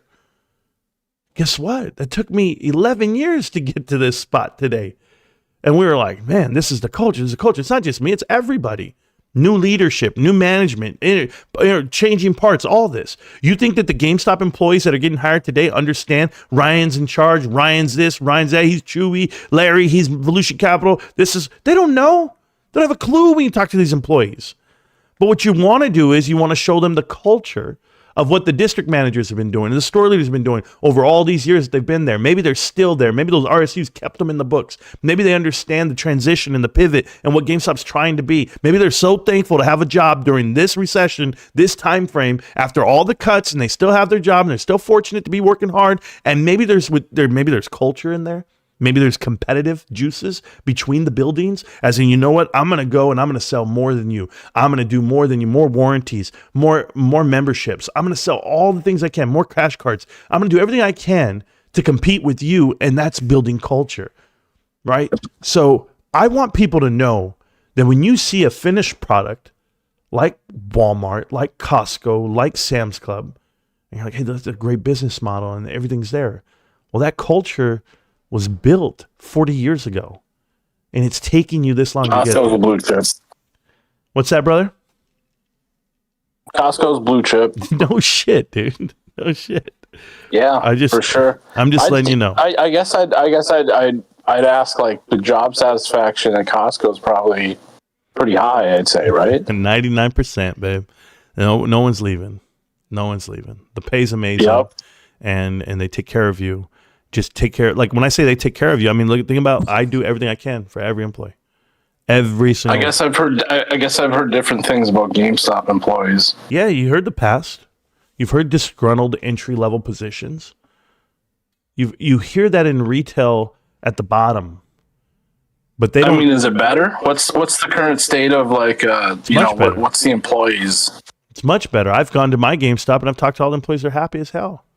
They're happy. Hey, we're getting things going again. We have better displays now, and they're actually funding these nights when we do midnight releases or 9 o'clock releases, and they're letting us, give away this and give away that. And it's just a whole different crowd that's shopping again. And no one's going to Best Buy, no one's going to Target or Walmart for their video games. They're coming in person. They're coming back to GameStop. The re-energizing of GameStop, and you know what it did? By cutting down the footprint and closing the stores, it forced everyone to go to the central locations within their city. They were overfooted. They were, over retail. So with the closures, those employees, were they laid off, or did they move into different stores, or how did they handle They tried to absorb some of them, but they didn't. And, some people lost their job. But to lose an entry level, so they cut workers. Oh yeah, absolutely. You would want to cut that at that point. Part-time employees versus full-time, you got to know your ratio, what's needed. Yep. And then diminishing workforce. Well, you got to think about it like this. AMC makes Costco's probably adding employees every year, right? Well, we opened up 6 stores in the last 2 months. Yeah, I would say we're adding. Takes about just in your region or Costco, total? Costco, the whole damn thing. I pay attention to the whole thing. So where? All over, man. Where they open new stores? Oklahoma, Texas, Virginia, Japan. I gotta remember Texas. Yep. There's plenty. Yeah, I've heard Costco's overseas. Yeah, absolutely. But just so that everyone knows, like, what it takes to be the next anything, it's going to take them years, guys.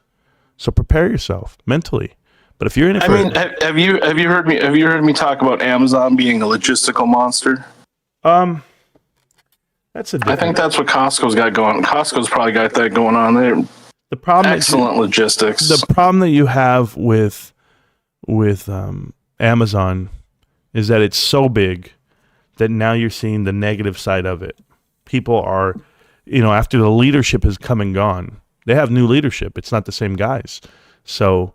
They're trying to make their cuts and be just what they were in the heyday, and it's going to be hard. It's going to be hard because there's competition now. People have caught up to them on the e-commerce. I'm failing to see the connection between GameStop and Costco. They're just different industries, and absolutely. And I'm not saying that they're the same. I'm saying they're the same in a different way than what you think. They're really good at what they do. Yeah, you know, and GameStop's really good at what they do. You got the stores, and logistics is like a huge part of it. They own their own trucks. How does that work?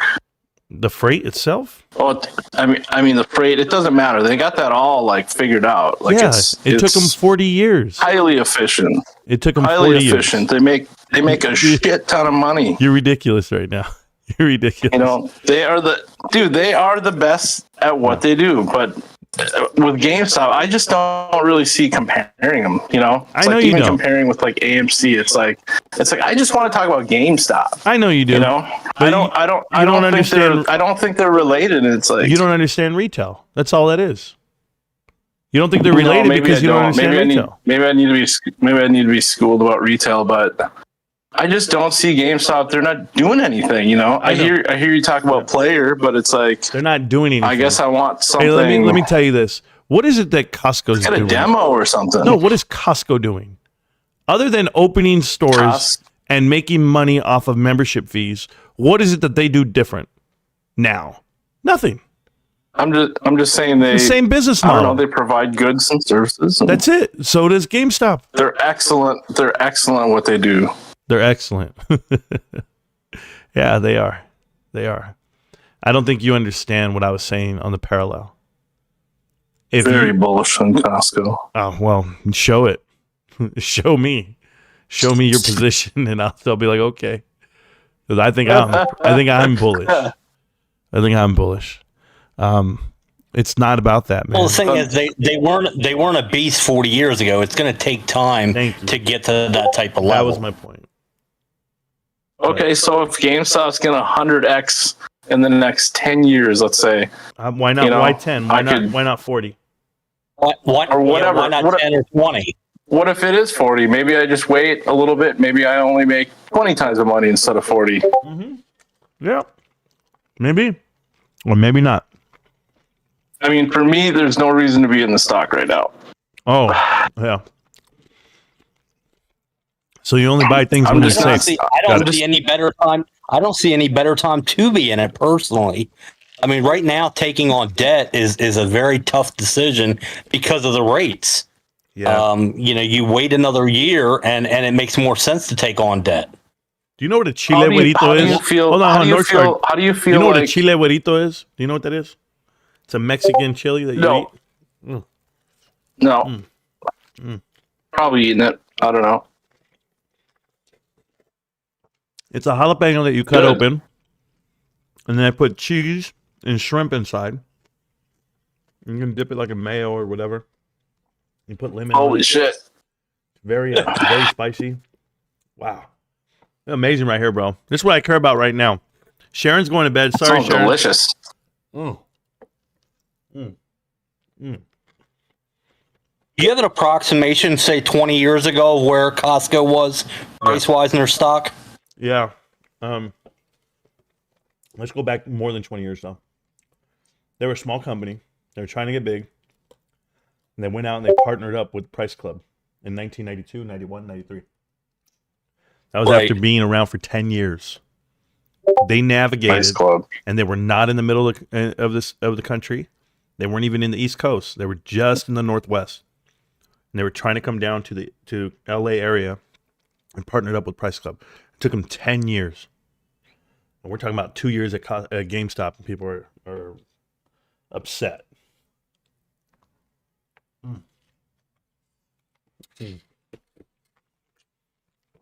Oh my God, guys! My chili. How do you think? Like, how do you feel like you've been treated as a shareholder? At what? With Costco?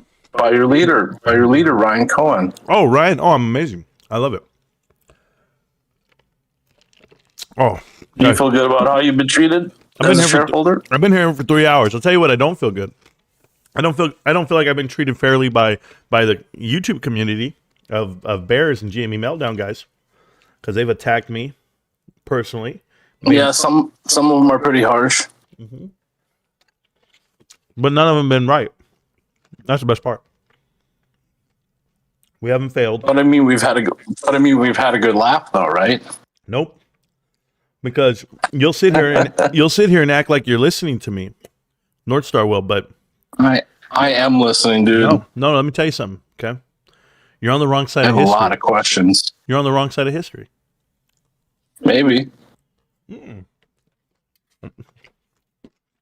So if I'm on the wrong side of history, what do I have to lose? Well, credibility. Just like me. Except I put my name and my face behind it. And you call yourself something.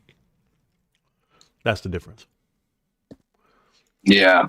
Well, that's why I respect you, man, because you're out there. I don't know. It's all good, it's bro. It's not for everybody, you know? Oh, I know. Trust me. You know what I mean? I've given you a good 2 hours of my night tonight. But I appreciate you guys. I got to get going. If Sharon took off, I'm taking off. No, I'm just joking with you guys. I got to get going. It's late already. It's 9:30. I'm going to finish eating this chili huevito. I don't want my nose to run on the screen, and that's about to happen because this shit is spicy. Well, hey, Marantz. Yes, sir. Hey, well, thank you for having me on, man. This has actually been surreal. This is like my first Discord. I feel like such a fucking boomer. Hey, well, don't worry. You are.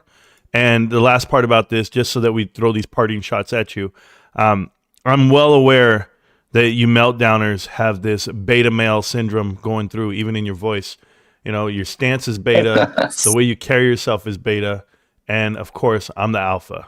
So I'll see you guys around.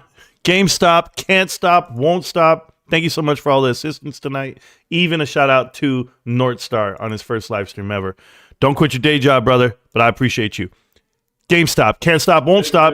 GameStop. I'll see you around, millionaires. Peace. Likewise.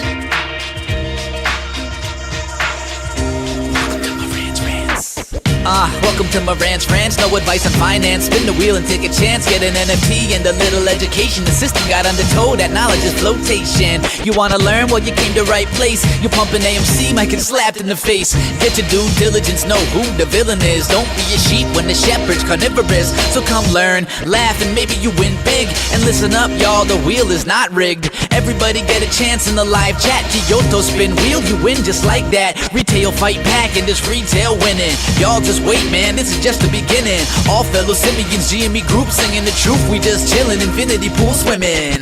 So welcome to Marantz Rantz. A lot of knowledge but no advice on finance. Don't even need pants, you can tune in naked like Henny the Mayo Man. Internet's most hated. Don't wanna lose your money, then it's time for you to listen. If you're ignorant, invest in AMC, a superstition. The stream about ready, they told us to don't dance. I do what I want. Welcome to Marantz Rantz. Welcome to Marantz Rantz. Welcome to Marantz Rantz. Welcome to Marantz Rantz.